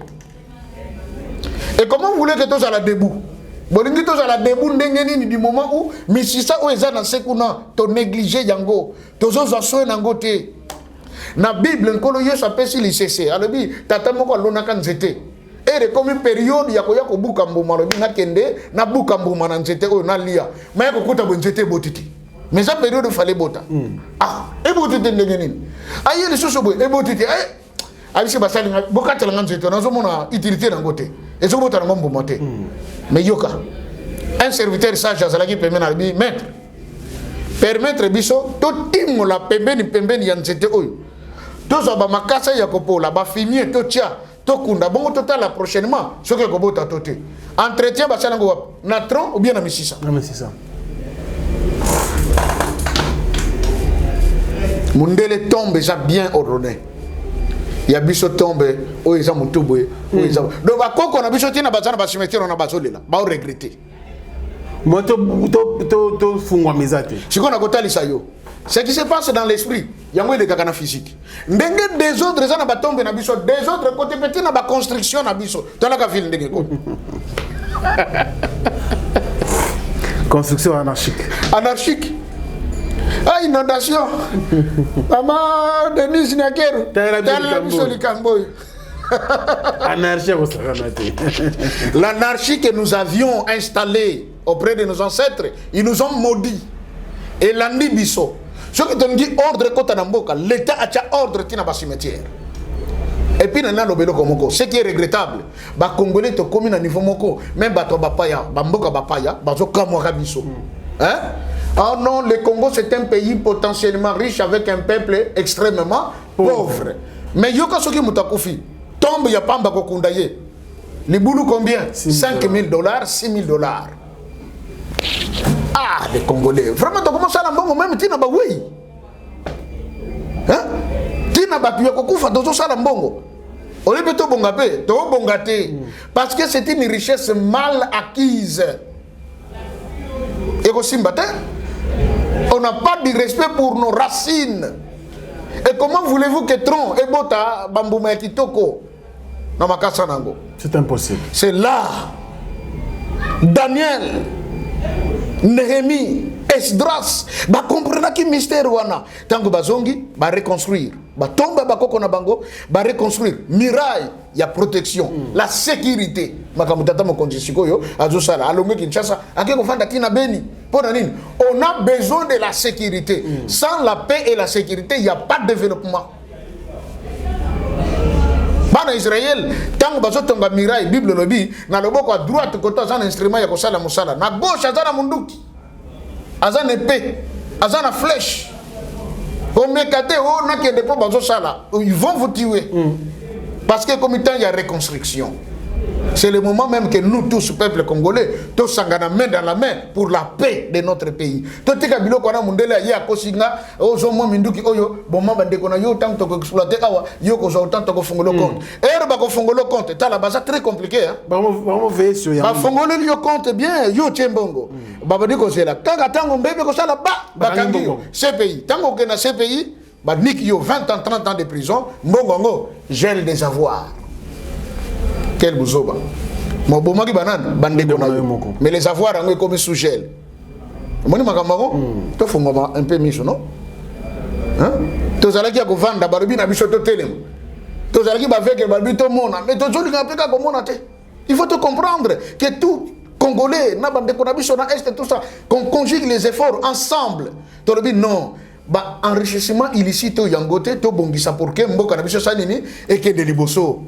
Bisombo kana biso tozana makoki oyo ezali que Congolais avant de nazo salarié mais à fin du mois l'état ezo futa. Tokolo belango tant que le bela Congo. Mais la poto va se foutre à chômeur. Oui mais papa, va s'organiser. Que to yiba en Afrique. Mais comme to yiba en Afrique, biso ka te bino pe bolia ka pe dam. Ba ko va se foutre mot. Vous voyez? Ainsi na lobeli kambu ya 70 ans. Israël bazonga ki na mboka na bango. Bo umbo sanini et sili. En octobre de 2021, avec Tata Simo Kimbangu Kiangani, le grand Daniel, parce que son fils s'appelait Daniel Charles Kisoloke. Et maintenant, nous sommes en face de celui qui a donné le nom de Daniel. Le nom de Daniel signifie le jugement de l'Éternel. Ok. Nzamba Nga Sambisa. Année oyo.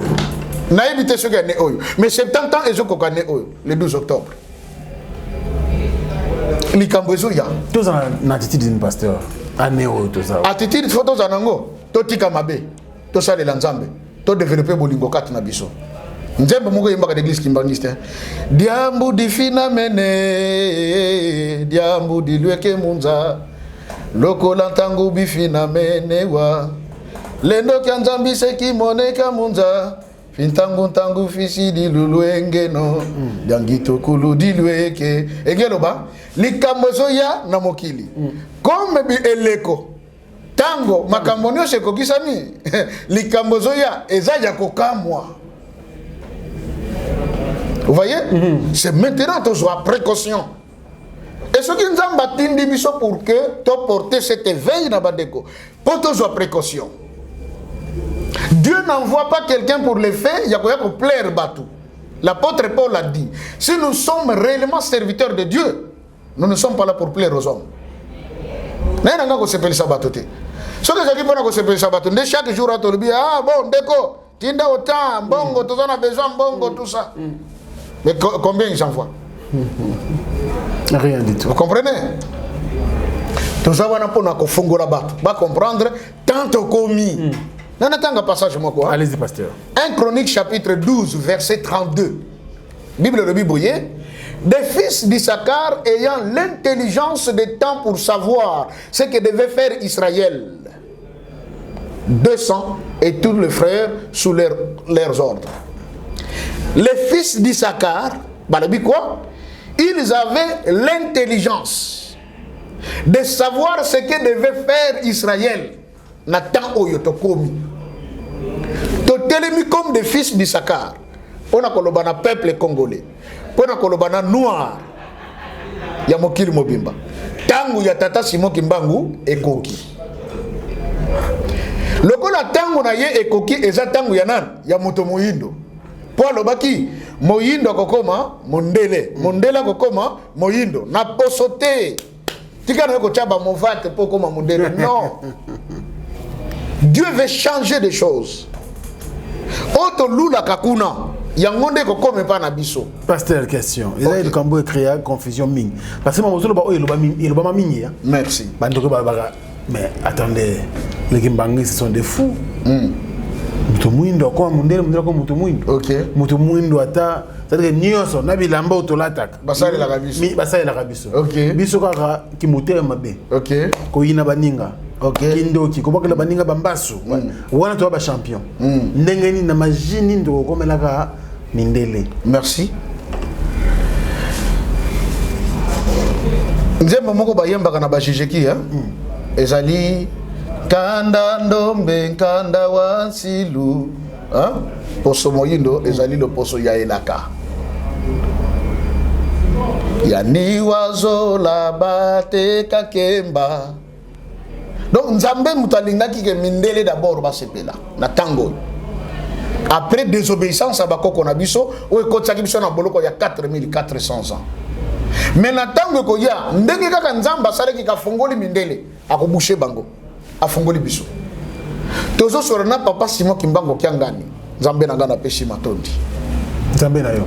Oui, c'est mon Dieu. Tozo na bureau alobi na ngaboyi. Koluka katsu nzambe te nzambo moni. Oh. Yeboko. Parce que dans mon cas de surnaturel tant que sur la naïe. Et aloba nanga likambo na yela na mokili, je le dis. Likambo na yela alobi nanga teke likambo nzambe atinda ngai abi likambo na yela na mokili. Ezali ya kozongisa muto moyindo ne sika na ye azalaka ya liboso ya yambo pe kolongola kitendi ya mwindo bacha ye nelongi.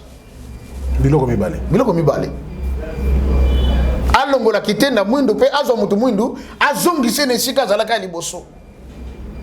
Otuno kata ke sika ngoze sika nini? Choke sika nini? Et sika autorité, il y a pouvoir, il y a ko régner.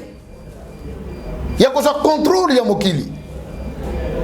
C'était pour nos ancêtres les lots na kota sur internet na kuti ba avion, ba hélicoptère, ba sous-marin. Déjà la carte pyramide de l'Égypte na croquis nango na ndenge fo ba sadel.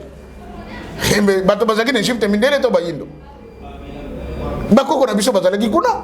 Basanganaki avec la descendance de Kempt ou de Kama.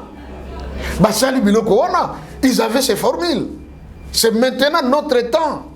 Il y a kokota en exergue. Mais avant to kota, po muto mwindo akoma réellement mundele, quelque chose doit se passer. C'est l'indépendance spirituelle.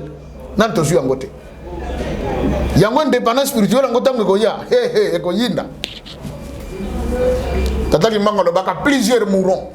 Plusieurs mourront. Ekoya avec fracas. Ndambo kaka ndeba kotika la kosepela. Yango c'est le temps batubatika mabe. Vous voyez? Batubatika mabe. Donc on parle que le magie. Et papa Simon qui m'avait dit, tant que likambone ko salema, mundele akobosa na formule o ya sale la katonga pona kotonga lamba. Oui, na vana na hotele. Ah bon? Nabi papa pardon, abi oyo kibiente. Abi mundele akobosa na formule a sale la katonga o ya kotonga la bilamba.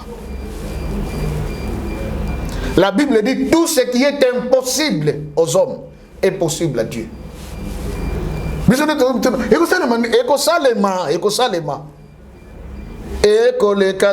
Ekosalema banananga bomilengele nakata lingomba kaka. Banzembo eza ekolekate ekosalema bana bomilengele. Alobi ngai nzambe na bino nakolongisa bino. Papa ngenda bono baka bana na ngai boyoka na bino pasite. Ngaye nakoyokisa bino sonite. Biso tokolonga tokosala nini? Tokolonga. Et là, tant il y a une longue coquille et le bakin de Kojoje Moulumba. Pourquoi seulement c'est ce temps? Parce que c'est le temps. Parce que c'est le temps. Chaque chose a son temps. Maintenant, nous y voici. En ce temps, nous y sommes. Vous voyez? C'est là. J'ai dit que, voilà l'événement de Joseph. En octobre, 70 ans de Tata Simon Kimba Kangani. En octobre, 70 ans de Papa Simon Kimba Kangani. Koyinda. Ils ont le coup là. 70 ans, deuxième esclavagisme. Oui, et aussi là, Chico. Ils aussi là. Et puis, Toza Yango. Vrai ou faux? Attaque authenticité, bon, il y a Tata Moudi Moussanto, Salakali Kamounion, Sandenga Lingue. Peut-être tant que le Babouazo, le Banamoutou. Oui, Toza Naboumbu, papa. Toza Naboumbu. Comment nous sommes dans un pays extrêmement riche, potentiellement riche, mais nous sommes extrêmement pauvres. C'est que richesse, c'est ce que doit. L'Apocalypse va le dire. Je sais que je connais ta tribulation, je connais ta souffrance et ta pauvreté, quoi que tu sois riche. Apocalypse 3. Nous avons riche, mais nous sommes pauvres. Tout en haut, pasteur. Tout en haut, parce que Bazana pour ça, Bazana soif. Bazana pour ça, Makamboyo. Apocalypse chapitre 3.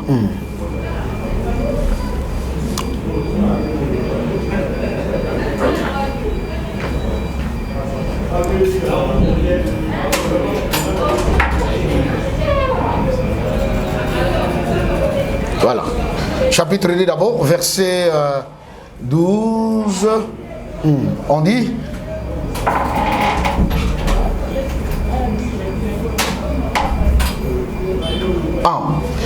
Chapitre 2, verset 8. Écrit à l'ange de l'église de Smyrne. Voici ce que dit le premier et le dernier. Celui qui était mort et qui est revenu à la vie. Je connais ta tribulation et ta pauvreté. Entre parenthèses, bien que tu sois riche. Bien que tu sois riche. Bien que tu sois riche. Mais aux yeux des hommes, tu es quoi? Pauvre. Donc, tu as besoin de la banane. Apocalypse chapitre 2, verset 8, 9. C'est la maison. Je connais ta tribulation. Banane est sous tribulation. En tout cas, Bissot. Et alors? Banane est sous pauvreté. Mais bien que nous sommes riches. Et les calomnies de la part de ceux qui se disent juifs ne le sont pas. Mais qui sont une synagogue de Satan. C'est la parole. La calomnie, parce que ce n'est pas un secret. Il y a quelqu'un qui est venu dans notre pays, qui est un entre guillemets israélite, comme on est dans Jetler. Ok? Ateki biso bamini. Ateki biloko ndenge na ndenge. Balobi ko abanote kango na ba prix moko dérisoire, mais ceux qui a kosomba pardon, na ba prix dérisoire. Mais ceux qui a teki yango à l'international, na ba multinational, na ba prix exorbitant et puis azoko gagner des centaines de mille de dollars par jour. Asa muta wapi? Israël. Ateli banani? Ba Congolais. Ceux qui se moquent de nous, qui nous calomnient. tobimi lokola biso toza bazoba mais bango balobi que non biso nde bayuda mais nzambe alobi ozoko éprouver bango baza bayuda te baza synagogue de Satan. C'est bien clair là. Et c'est bien clair, c'est biblique, c'est pas moi qui l'ai dit. Et comme le loba nzambe le gagate il faut que salema. Il a fallu que tata wana aya pour le loba oyo et kokisama. Attends, l'interprétation ndenge. Vous voyez, nous sommes à l'âge de l'église de Smyrne. Facilement, c'est clair. Ceux qui se disent aux juifs qui ne le sont pas, mais qui vous calmonient, qui vous maltraitent. Voyez, tous les puissants sont venus. Bazo puissant à Bango et les Congolais t'as comme ils veulent. Ba classe ya bana monsieur que nokuta bana vraiment na mabele. Kiti ya mabele tata mokoza na problème sérieux pour la cause que ça m'a camoné sur là. Il y a PTT. Je pense que de tous les pays du monde, le pays le plus difficile, il y a que diriger sa RDC. Pourquoi? C'est le pays le plus riche et convoité par tout le monde. Je crois que tu il faut la bannière solide. Parce que tous les jours, tu vas faire la complicité. Tout le monde a alonga tout ça, muto ya biso ko to sa biso, après ça biso nyonso.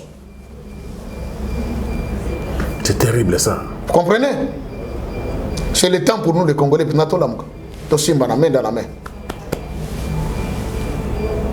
Tout ça c'est biblique. Toganga ka Congo mboka ya Nzambe. Congo mboka ya Nzambe. Est-ce que to sosola ka Nzamba ngonani? On Nzamba loba pona mboko yo, alobaka nini? Mais pasteur, ba prière nous to sambe na mukili oyo. Ba koko na biso. Que vous avez qui éveillé depuis des années. OK. Na mboka oyo. Et vraiment Nzamba yoki kaka te. To sali nini pour Nzamba yoka biso te. Nzamba yoka ki na ye papa Stéman. Vous savez devant Dieu, l'heure c'est l'heure. Après l'heure ce n'est plus l'heure. Nzamba dit Abraham, ta postérité ira en captivité dans un pays étranger. Bakosala kuna 4 siècles après quoi nakobimisa bango. Donc bana Israël tant bakokisaka 2 siècles oh ceux qui souffrance bandaki ata basambeli nini Nzamba zokate. Po na calendrier na yesia komaka 4 chiffre 4. 4 siècles. Il fait coca. Il fait coca bon Nzamba kosala likambo. Malgré la Rokufa, Passi, Nzamba Zawana, et puis Azotika Ngoponani, Bible Robi, Tango Passion Zosale Bela Bango, Pharaon Zokuba Kosala Bango Mabe, ok, Mabe Wana Banako Sala Naliboson Zambé, le cola coupe Bazo versé. Bazo versé. Bazo versé. Tango Tonda qui est débordé Nzamba Robi, ben là c'est trop. J'ai écouté les cris des enfants d'Israël. Et sa souffrance est montée vers moi. C'est pourquoi je suis descendu moi-même pour les délivrer. N'avons na kiti. Et tant que le mec Moïse a dit Nzambe bato ba comprendre kate. Nana yaki ko biso ba Israël. Moïse. Mais Nzambe benga mo na kiti. Ngamo ko na kiti. Ala zin zo na biso Moïse. Azin zo to na kotiti. A purifier ngona no alongoli lèpre. Alongoli donc impurité makamba kala la koti. On avance. Aaron zo benga son petit frère de mon Seigneur Moïse. Allez, parle. Yebisa Moutoyot. Tango c'était la sortie. Nanzela, principe Nzambe. C'est lui qui vous fera entrer dans le repos. C'est Yeshua. Le souverain sacrificateur d'après l'ordre de Melchisedec. Moïse, Nana Sugelia. Allez, Yeshua. Sois relève. Quand ça va te donner un peu de la capo et ça devoir. C'est clair. Qui viendrait juger le monde? Dieu le Père? Non. Le Saint-Esprit? Non, c'est le Christ. Apocalypse 20. Je vis le trône, c'est lui qui était assis sur le trône. Et des livres firent ouverts. Il jugeait grands et petits, riches, pauvres, libres, esclaves. Le Christ. Nakimbangi, vous voyez, Baganzem. Tata Kimbangu te la mene. Abikono yeso azoya mona kwa yako sambi sa mokili. Tata Kimbangu si atelevi na porte asosela. Donc, si on comprend, pasteur, depuis le ministère de la Divinité, oui, toujours avancé, là, dans le 7e numéro. Oui. 7e numéro. Ok. Tata Simo qui manque un 70 ans. Ok. Omoni likambango. Ah, merci. On a révélé omoni. Il y a un autre qui tata yaka minoko ezala yabiso me maloba yanani ya yo. Tala tina yo moko azoloba. Tozana 7e numéro. Tata kimbango zoko ça 70 ans. C'est la sortie, il y a esclavage autos outiko zala nango. Tozo bima sikoyo. Le Congo veut rayonner. Tala. T'anticipes belé. Tu as vraiment mouké. Après tu on a dit on est mais Congolais cause la Congolais cause la fier. N'est tout monde américain. Don't touch me, I'm American. Ne me touche pas, je suis congolais. Voilà ce que le français sauté. Hein? Tata qui m'a baka minokono sa bapa ekobunga to kobosana. Lingala Kikongo. Et konsimbi ko mono Congo lingi. Mono Congo. Keba mono mwana nzambi. Vous voyez? Naza mwana na nzambe keba nzamba vande ke para biso. Zacharie chapitre 8 verset 23 elobi natan wana batu sambo ya bikolo bakokanga moyuda moko na bilamba bakoloba mema biso epa na bino poto yoki ke nzamba vanda kande pa na bino. Ok, de verre, maman a dit Cambo. Papa n'a pas de papa n'a pas bon gamin. Nous sommes dans le 7e numéro que vous mettez. Pour Zoliba. On va dire que maman, quand tu as combien nous mais comme ça chiffre 7, c'est la perfection. Et moi ni c'est lié. Yango insisté, ba konje batala makamba ba cimetière. Ça c'est une interpellation. Ba bongisa makamba tali ba cimetière. Va veiller dans s'il faut qu'il y ait une loi ezala. Pas n'importe quel salle cimetière n'a pas bien toujours comprendre. Aux yeux exemple moko simple pasteur sans vous couper la parole. Oui. Exemple moko trop bien et tant ce que le kabiso kaboy. Oui. Depuis ba projet banda na cimetière à Kassavoub. OK. Et là aussi mba on les ala. OK.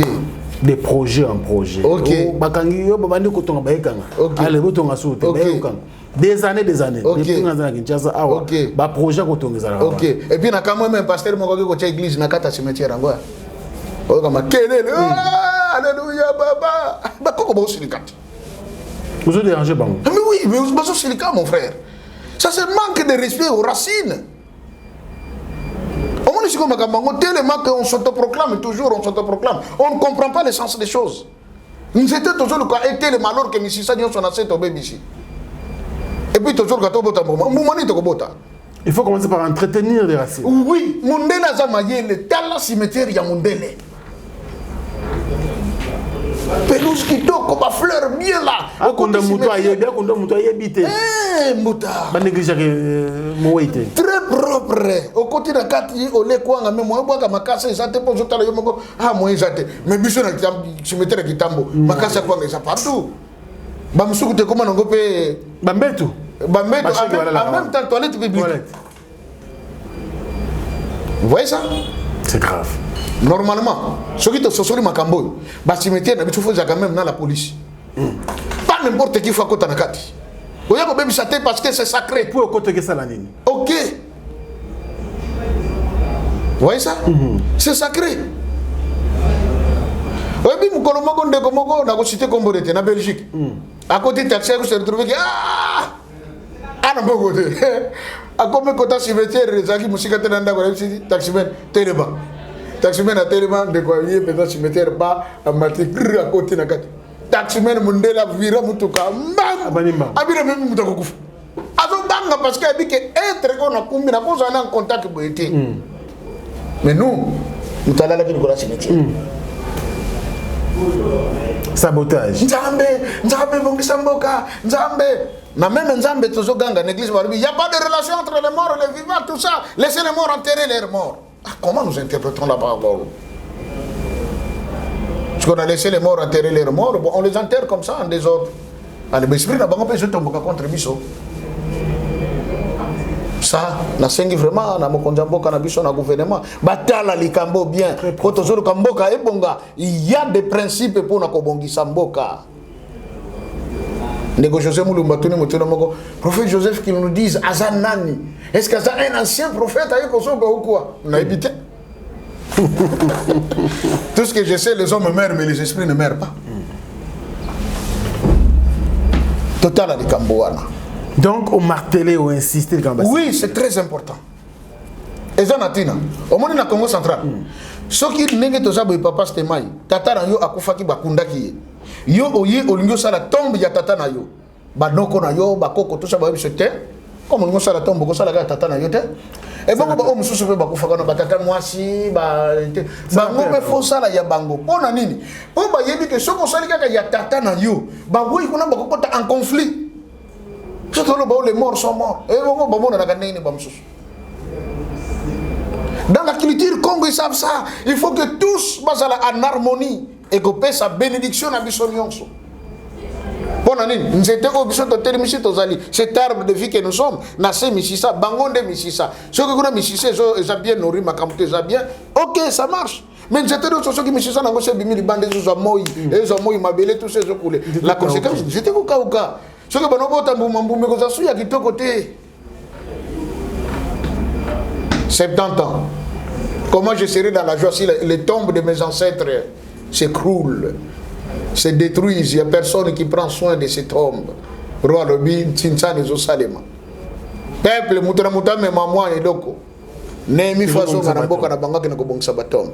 Esdras sous aïe bokonzi. Et c'est que vous allez n'engagez au moment où, dans le bango, Zingi, Jérusalem, et Boukani Nyonso, vraiment, et loko malongé, ça sur les temples, beba, mokonjabi. Nazo loba, nazo répété. Il n'existe pas de politique forte sans religion puissante. Israël va comprendre que poto zonga na boko na biso wana tous à la makas 1 batomba bakoko feza la bien 2 sécurité feza la sire 3 et sika ya kukumisa nzambe fwe tonga manandenge longobani. Les lotara des ordres. Awa, alléluia, papa. Batie bachaka los. Awa, koto yeso akomina nuti bakolo eza nanzela. Batie mo batol. Awa, koto yoki ba bafle donc bana classe bazana moyen batanga comme tel. Exact. De l'autre côté bar par le binga pena tikali simate. Dans là l'imbroglio dans lequel nous sommes en train de vivre. Et nous cherchons le développement. Et ben de comment to kende ke bapoto tout ça on voit. Makelele acoustique na 4. Libanda te yokana. On a besoin de savants. On a besoin de inventer biloko ba mema. Mboka na biso qui de musique. Voilà mundele. Et vous verrez les grands savants vous allez isoler. Hein? On a kuta mutu moko mandefe ko monsieur salité basuki tout ça côté kimia makele les alakate. Parce que ça nous permet d'être en contact avec les surnaturels. Ce qu'on a vous voulez comment que votre enfant soit savant? Tata Kimbangu est prêt à déverser cet esprit savant. Nakataba Congolais. Tu as inventé Biloko et que Kamusa Mukili. Mais tu tiens de ordre. Pasteur, on a tout à l'heure, c'est un numéro que vous me ratez. Problème. Parce que toujours battre là, tant que côté dans la création. Bon, ouvrir makambo ndenge ndenge après création ko taskoli kama Congo on doit wana to comme okita comme okité na ba enseignement oya boyebi et ko sala biso bien mais pasteur ce que moi je retenu les kamboya ko organiser ba cimetière OK ba kondi mboka s'il vous plaît bandeko peut-être aux alibanda ya mboka ba parents ba koko ba kufaki otindika mbongo bon na bundaki yabika na bundaki yatika la envie quoi ça kufina ya beaucoup de kaka comme vous pouvez c'est pourquoi ça kufi na déçu ngana ko yate na ko kipepete beaucoup de kaka est-ce que ba kondo yebite na ba condition nini les lots à se reposer comment yo vandi na yo zo melozo ça kufa il y a pas de relation entre le mort et le vivant maramozo marchete. Il faut zonga. Il faut entretenir. Il faut zonga. Exact. Exact. Oui, ko bongisa. Ndeko zonga pour ça les messages na yo na kimia. Très important. C'est ce que moi je retenu. OK. Si vous pouvez quelque chose en tout cas, maté oyo c'est très important. Et on a limité kende musika te. Merci. Tu évolues awa. Nana si ça ka ndoko moko. Allez-y. Ça. Ce que mutakufita lobakaka. Ah mawa. Que ton âme repose en paix. Est-ce que vous avez un cimetière qui repose en paix? Bon, bah, il y a na tombe ya motosi bakunda moto. Allez, batimo le sondambo bateyo, ba ko sasu mususu bateyo likolo. Donc on a tu me déranges ici. Est-ce qu'il est en paix? Ben attends, il y a ça en paix qu'on a pas que ton âme repose en paix. Mais âme en ça na pété. Ce que biso ba to tika passer question. Oui. Est-ce que tu kundara ba âme, tu kundara ba nzoto? O âme de bimarike pa yankolo. Oui. Nzoto is na encore enveloppe, simple enveloppe. Bongo bandeko yo batumbaka. Bango ba amna bango se reposa campé. Tout ba tortera bango encore fois deux. Bon. Principe ya nzamba lobaki na dan. Ozali mabele okozonga na mabele. Pour tumeza pratique satanique. OK. Potango Abraham alingaka tumba Isaac nzamba robi makambo ne pas ngeli kakate. Zo même. Vous voyez? Tout à la gamme beaucoup le Inde ba mesana ko tumba bato. Sanguni ne kende ya Inde. Ni mabe. Bato bakisi no?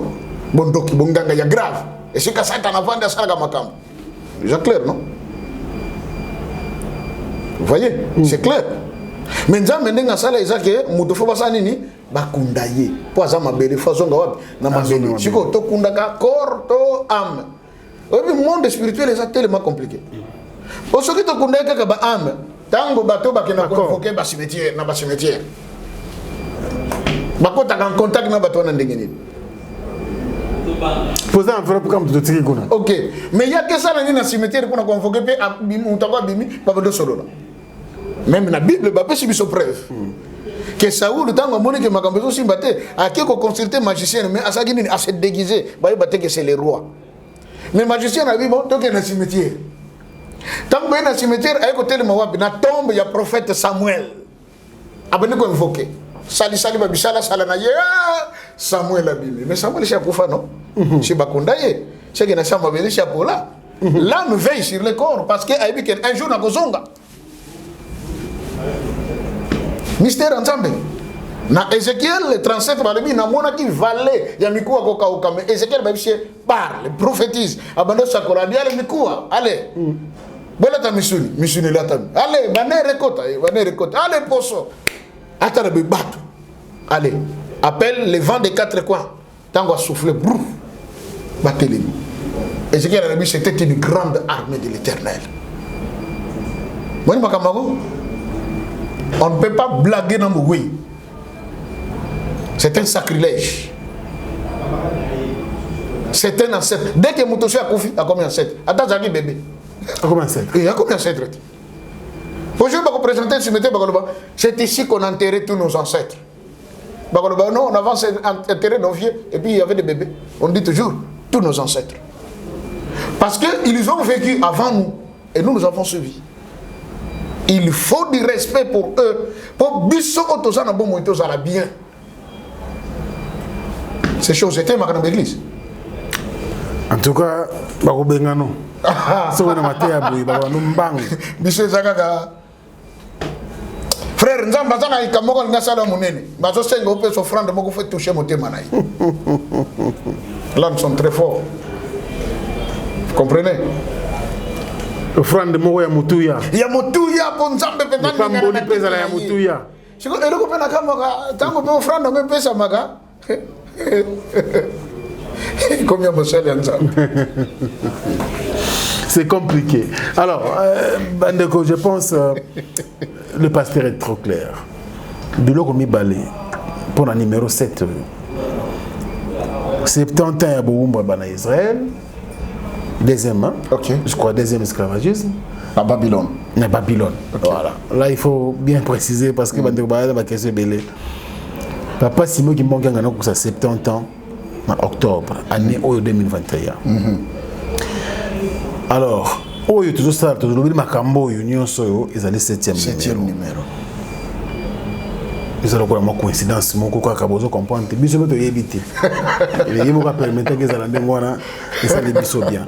Deuxièmement, il faut bien soigner les tombes de nos ancêtres.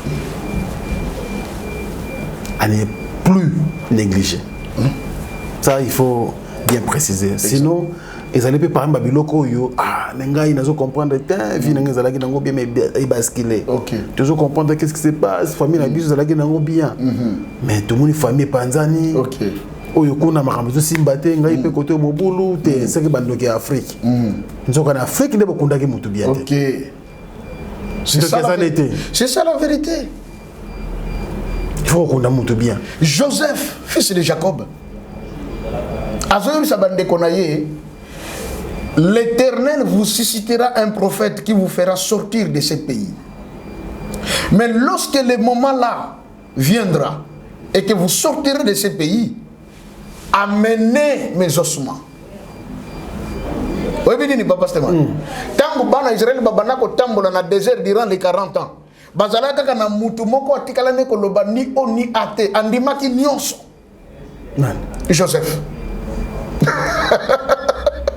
balia te Joseph nakata tombe na ye na sarcophage azalaki kimia kaka eloko nini ka ya zozela nakoma kaka na terre promise kuna bakundelanga kuna bandeko totala makambo ngo oh pasteur comment on appelle oui c'est quelqu'un qui simba nécromancie je suis pas dans la nécromancie comme il y a badaki bien fongola yo pour comprendre comment tu dois être béni Poto zo ganga kabi nana ngo saboya bénédiction Abraham kuta zalaki na ba serviteur ba servante maintenant balobi va dans le pays que je te montrerai c'est là que je te bénirai à ce pays ayoki bénédiction Joseph a dit bon mais mamikou wanangai donc tout le temps là na désert et ça na bateau bazalaki wana ba memaka sarcophage ya Joseph ti bazoka na koyemba Joseph nakata sarcophage ti terre promise enfin Joseph akunda bina mabele ya nani ya bakoko na ye tata Simon Kimbangu na Mbanza Ngungu malgré que siko le loli Kimbangu ya lingaki te lo bela suki pona prevaki makaboni bakangi tata Simon Kimbangu aye na Mbanza parce que bakangaki le lundi 12 septembre nankamba baye na ye makolo na ba chaîne na makolo bachoko beta ka nzela bakoma mboka moko kote ya bampemba kuna bandibu barbi quoi muta Simon bankenge bakangi tata Simon Kimbangu mindelo bakolekate bazwa minduke ba pampu armée bakoti na ba matiti babata mike tango bakoleka to fungoli fait faut de récupérer tata Kimbangu mais comme c'était prévu que tata Kimbangu fakanga akena bonyo kwa ma oyebi asala kanini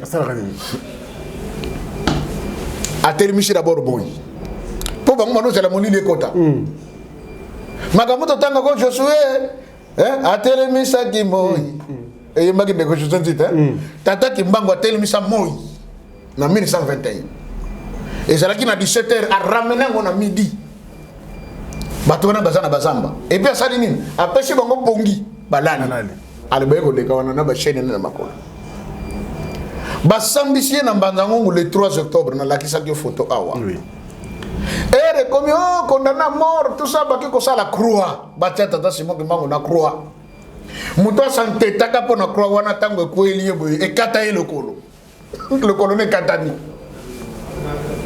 mondele tata Kimbangu rubi mwana nde mutale kake ne kulusu ngai na kokufela ne kulusu te et si lui bon prison à vie avec nos salango wapi na Katanga Elisabeth ville à côté na train pour akende à côté na train tonanga machiniste nan sénégalais quand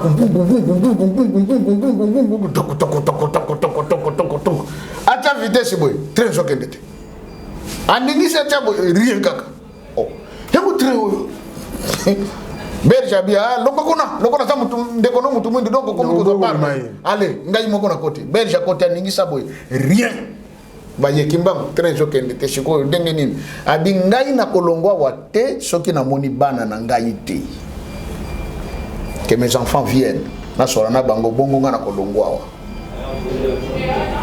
est-ce que ça coïncidence 70 ans et Koki à la tête de la MONUSCO une sénégalaise au Congo ça l'attention hein?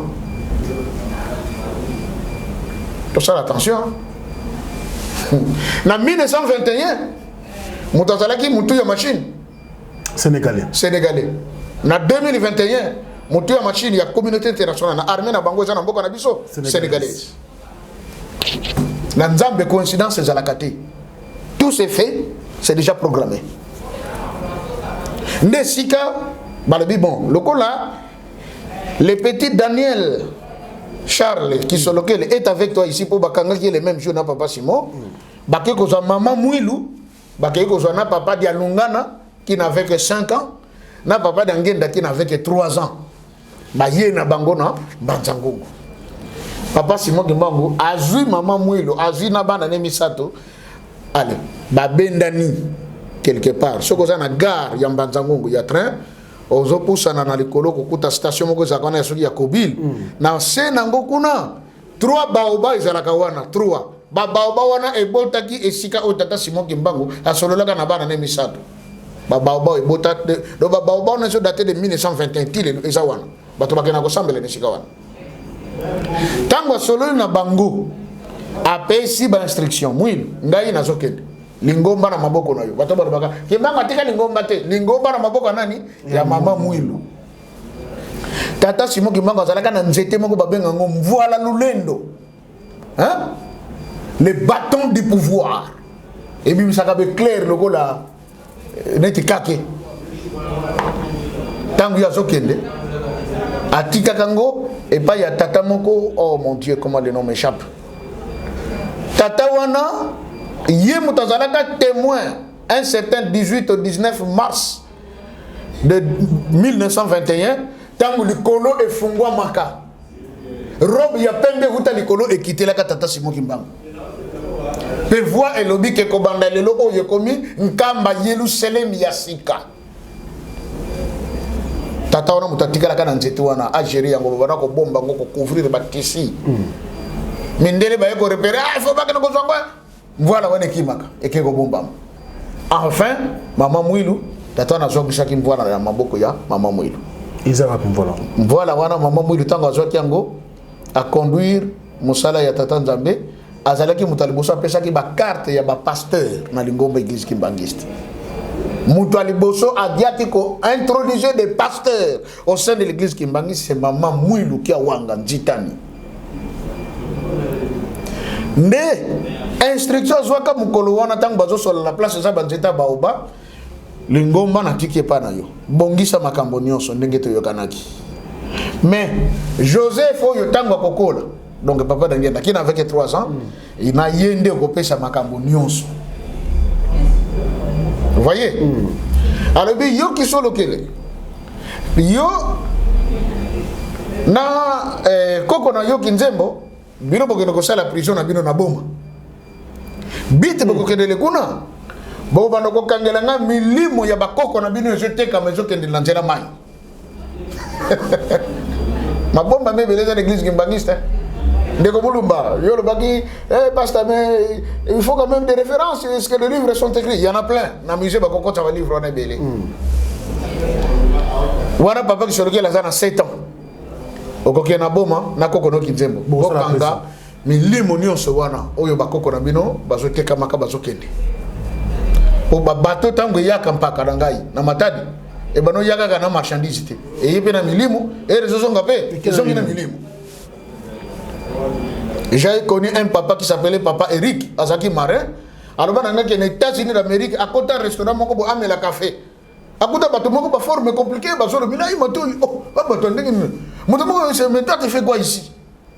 Ah mais non, ça c'est pas votre restaurant, ça c'est pour les morts. C'est des esprits. Abi mutangai na mona bango na miso, ce n'est pas que na yoki, na mona bango na miso. Na Belgique pe a mona bango. Akuta bango il paraît na cave moko boyebaka ngaka ba nini ya batombola, sala ba bonbon ba biscuit et tout le reste. Yango eloko nyonso po lia po lata bonde la po yebe côté utite. Nos ancêtres sont utilisés, l'esprit n'a pas utilisé dans Babylone tilelo. Basala bon. Beaucoup de monde a gateo, mutomoko so mona na cimetière entel la kufa ki mazo mona na azwa na ndako bobo. Papa sango yena bitabena bulangi pour azuye baketeka. Bakeno san. On ne nous dit pas tout. Bakeno san. Bazuye ya ofele. Na apocalypse balobi ezana fili moko na mokili na boyi nanga.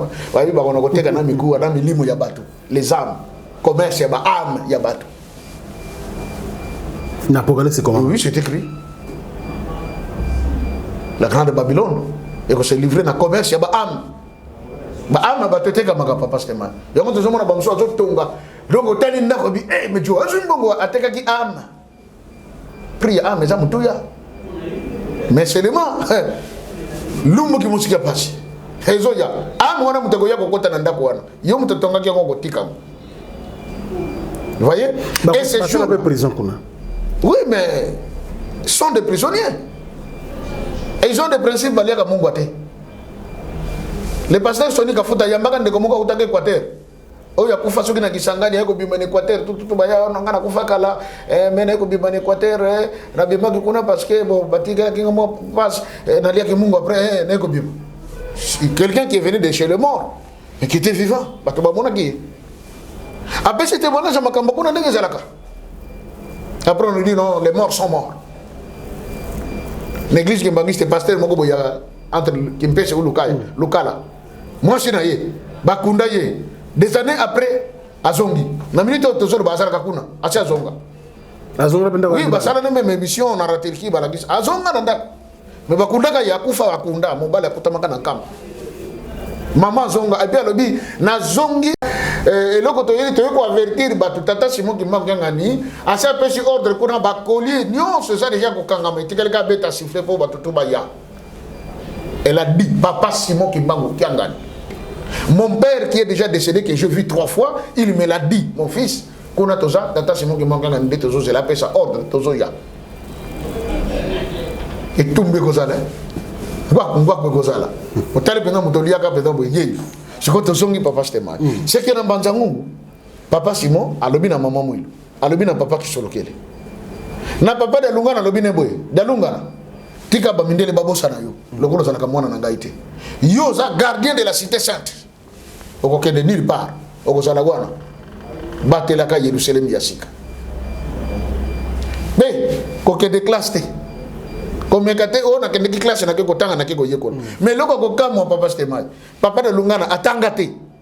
C'est ça la vérité. Atangate akende ko le mon côté. Na be ko les akona o yango bekinsoka o ya lukengo. Ba ko bisoke no akota ka classe mon côté. Mais il savait lire, il savait écrire. Il parlait l'anglais, il parlait l'allemand. Il parlait le non, oh, ayambi délégation ba chinois, ba koti na kati wana solo la entre bango. Et sili ba chinois ba bimi, ndeni no, elle qui bien to solo le kitoko vraiment, to ça vraiment ne chef. Interprète ça la quitté. Interprète ça.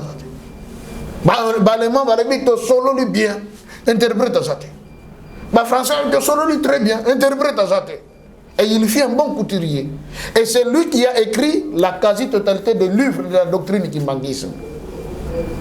Et jour comment il y a reconnaissance officielle, il y a l'église kimbanguiste. L'État sali Mukanda et Sili. Bah il ne pas papa de dans le but. Non, ce n'est pas moi qui signe.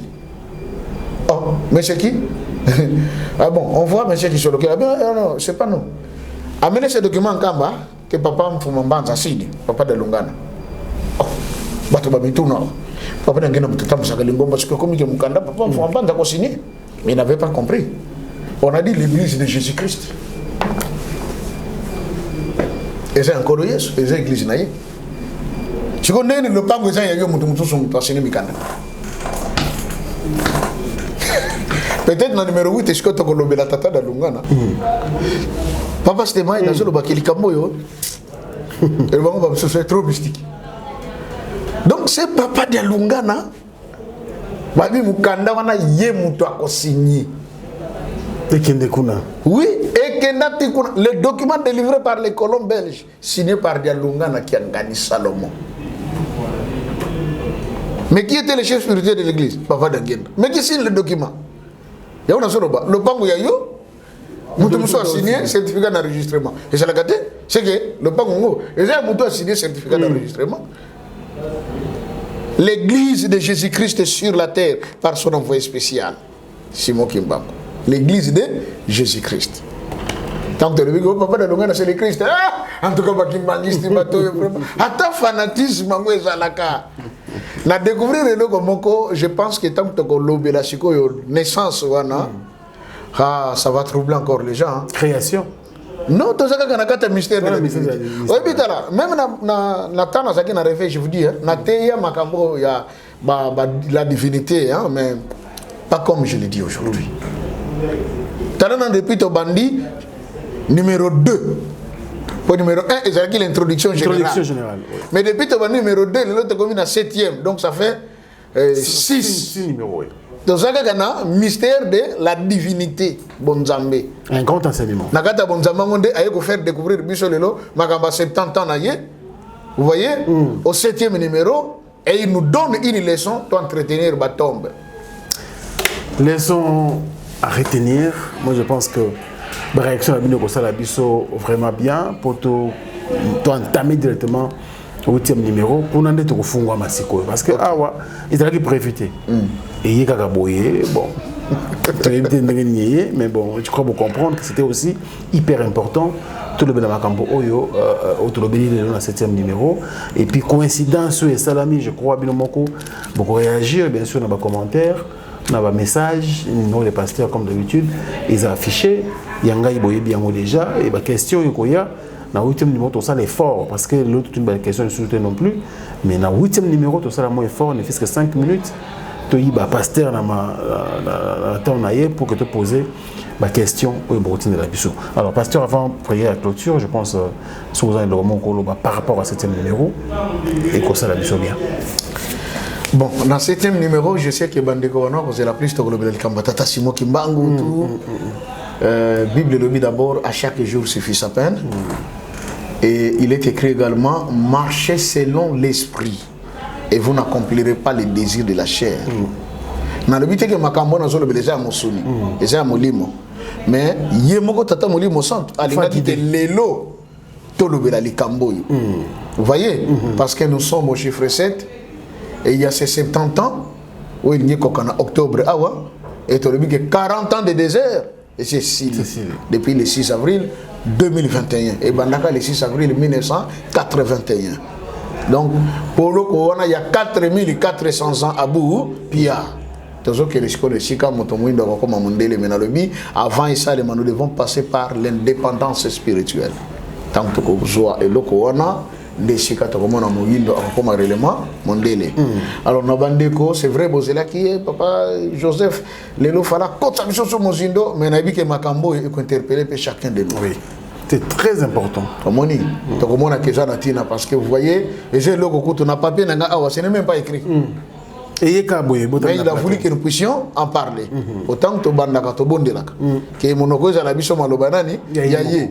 Donc alinga kite ka maloba wana moko na biso asosola wazaki ko bunga zonga na nzela na bakonzi na biso pe ya luyalu bazwa likambango avec beaucoup de considération et ko pesa lokume pa ina nzambe otokomo mona un peu moins des autres pe côté na makambango lelo corona et ko sunga muke moi je peux dire et sunga muke dans quel sens ba matanga comment ça de makaka bon vendre un peu en famille jour ya ko bimisa corps le même jour bokondi mais to mona que même bibembe na Kinshasa tous a dit sous surtout comment il fait un respect dans côté et comme il fait et comme ba cérémonie moko il y a extravagance et si ka ko lakisa babilamba makambebele mais muto akufi wana to ibiteti akufi parce que moto soka akufi papa c'était ma za kan zinga wana alors bakana batu boutique ko lele na zana nga wana mais bino bozo lela c'est des choses qu'on a vécu donc na bangote parce que j'ai entendu mais j'en ai vécu moto soka akufi za ka wana asimba ka batu mais soka simbi bodo ko ne leki et comme ça un corps immatériel donc de comme ko na moko alandi biso vraiment na bi kenzamba linga ke za la bongo et j'insiste encore sur un point Africa Info et ça na yo je pense que papa Stema il maintes reprises alors toujours pasteur Joseph Azana Mwasi Azana Bana Azaboye ceux qui ont payé missionner dans le baka ne bandeli et ça m'abete parce que Nzambe akopambola yo Dieu aime celui qui donne avec joie mais comme ça là autant que ça ma bandeko il faut ma matériel au ezali ya malamu ezala bande komingi bozo se gérer pasteur pourquoi ne pas faire une émission en direct eux cause la que te poser des questions mais tous on a pas ordinateur té ndeko moko technicien yake wa lobi que non tous on a besoin à HP i7 wana te ko réaliser le ko wana mais exact donc nengo za na makoki o ko permettre yo na somba caméra on a monango professionnel pour na Africa Info sango tata simo kimbango et qui est vraiment liboso nzambe na biso ko pambola ah non na moni système éclairage yo ne na moni ngo vraiment ko sunga ko la ko pambola yo na lobaki la fois passer mixeur tout ça besoin ça Afrique Info ezala une chaîne de télévision et de radio talana Africa monsieur to yoka ba ko momoko donc to yebi ko définir en côté mais oh ezoro bela déjà l'Afrique et c'est notre temps donc dans Sengi volonté na yondeko où que vous soyez à travers le monde pour soutenir Papa Stema. Bah commenter na bien ça bien. Papa Joseph vraiment toutes nos félicitations. Papa Stema c'est un professionnel. makambo ndenge azosalela baquestion azopose tala lelo apose question mpe abimisi likambo ye moko kolobaki il est dans la révélation habitoza na chiffre 7 tozolobela maintenant 7e numéro mais voilà tolobeli 70 ans ya tata Simon Kimbangu Kiangani. Vous voyez, c'est pour dire que il est conduit par l'esprit ko soutenir ye et kozala malamu tata Kimbangu akopambola bino to soki si boye na komba tata mwana molimo santo. Amen. Merci la PDG de Doudouda. Les managers même de ces projets. Donc je pense que ici Boza ko sepela na makamboyo, il y a toute une machine qui est derrière pour que bomona batomi balé kaka boye mais tout ça kaka mi balete batu baza belé bazo travailler et pour na émission na bino sepela mo boye bino pe bo se gérer na toujours comme de plus en plus belé parce que bino bozo bakisama et na ebi ke boso c'est que tozo kene malamu ezali et toujours c'est la caille moko nkolo ko kisama kambango kene malamu. Merci à Osengalina et puis toute l'équipe de l'Africa Info pour na musala na ebi ke tokuta na 8e numéro mais avant cela na tokofungola moi fenêtre il bénéfice que 5 minutes, il y a pasteur, te poser ma question, bien de la bus cette fois-ci dans 7e numéro. Pour cela qui ont exprès, 5e, 6e, de tout qui m'étonnaté. 7e également de tout n'était. Mais na 7e, na 8e, pardon, tu as ramassé à Papa José, mon dame. Et puis tu as joué moi de routine de la bus et puis je pense que tu reçois maté comme d'habitude de tomber ça. Merci Nabilo, tu continues dans 8e numéro avec beaucoup de plaisir. Bonne évasion sur Africa Info. Au revoir.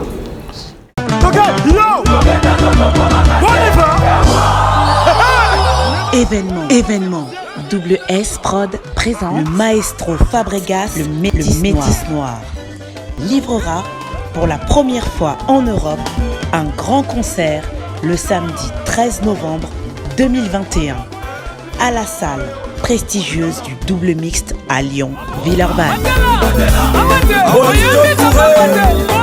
Accompagné de son groupe Villanova, ils promettent un spectacle immense. Mon général Kassongo, mon colonel, mon bébé. Les vents.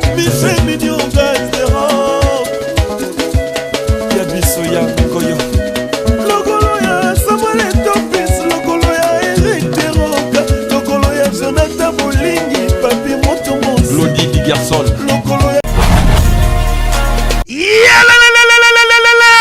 Après confinement, réouverture, Yanganda Taba, chez Djongade, Awa, Bokokuta, Biloko Nyonso Bolingaka ya Kotumba, lokola ntaba ya kitoko pe elengi, soso ya kotumba, ngulu ya kotumba, poaso ya kotumba. Esengali koyebake, chez Djongade, bafongolaka kobanda mokolo ya mardi, ti dimanche. Awa nde sika ambiance ezali kolala, adresse ezaka se moko, chez Djongade, weekend, boza deja ya kosepela, chaque vendredi, bobanda kozwa Suzuki Luzubu, 4x4. Yende muta kosepelisa bino na ndenge ya kosakana te, oza kulia, oza komela, oza kopina. Pe chaque samedi, ekobanda kozala nde CNN, Alligator, na ba artiste mosusu. Bako banda kosepelisa bino na makinu ya defuate na bakunga ya kosakana te. Et puis, chaque dimanche, sombele suka bisanga, nde bokozwa les grands chanteurs. Emile alias de Mingongo, yende muta ko palola awa, boko sentir betue ba ou différence yena. Malolo. Oui, frère. Babi Djonga. Futur. Hein? Nous t'avons reçu la 50 boîtes. La Katakin, c'est Djonga. Soki olingo sala ba réservation, obengi na ba numéro oyo, pe ba ko servir yo joli kitoko. Chez Djongade, yango nde moboko ya ambiance na kati ya Paris. C'est naturel, soit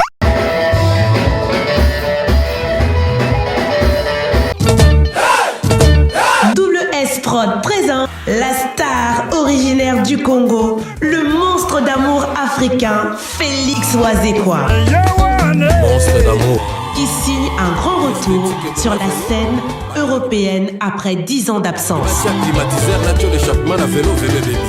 Accompagné de son groupe, Cultura Pays Vie, ils seront à l'affiche au centre culturel de l'Odyssée à Lyon, Pusignan. Où ils promettent d'éblouir le public et de donner un spectacle chorégraphique exceptionnel. Ça va danser. Bana King, Bana Dar es Salaam, bana poto, bana mokili mobimba, site ase moko, Afrique Info avec Franck Semaï, Yandankala, twende. X-Bass Marandura Franck Semaï.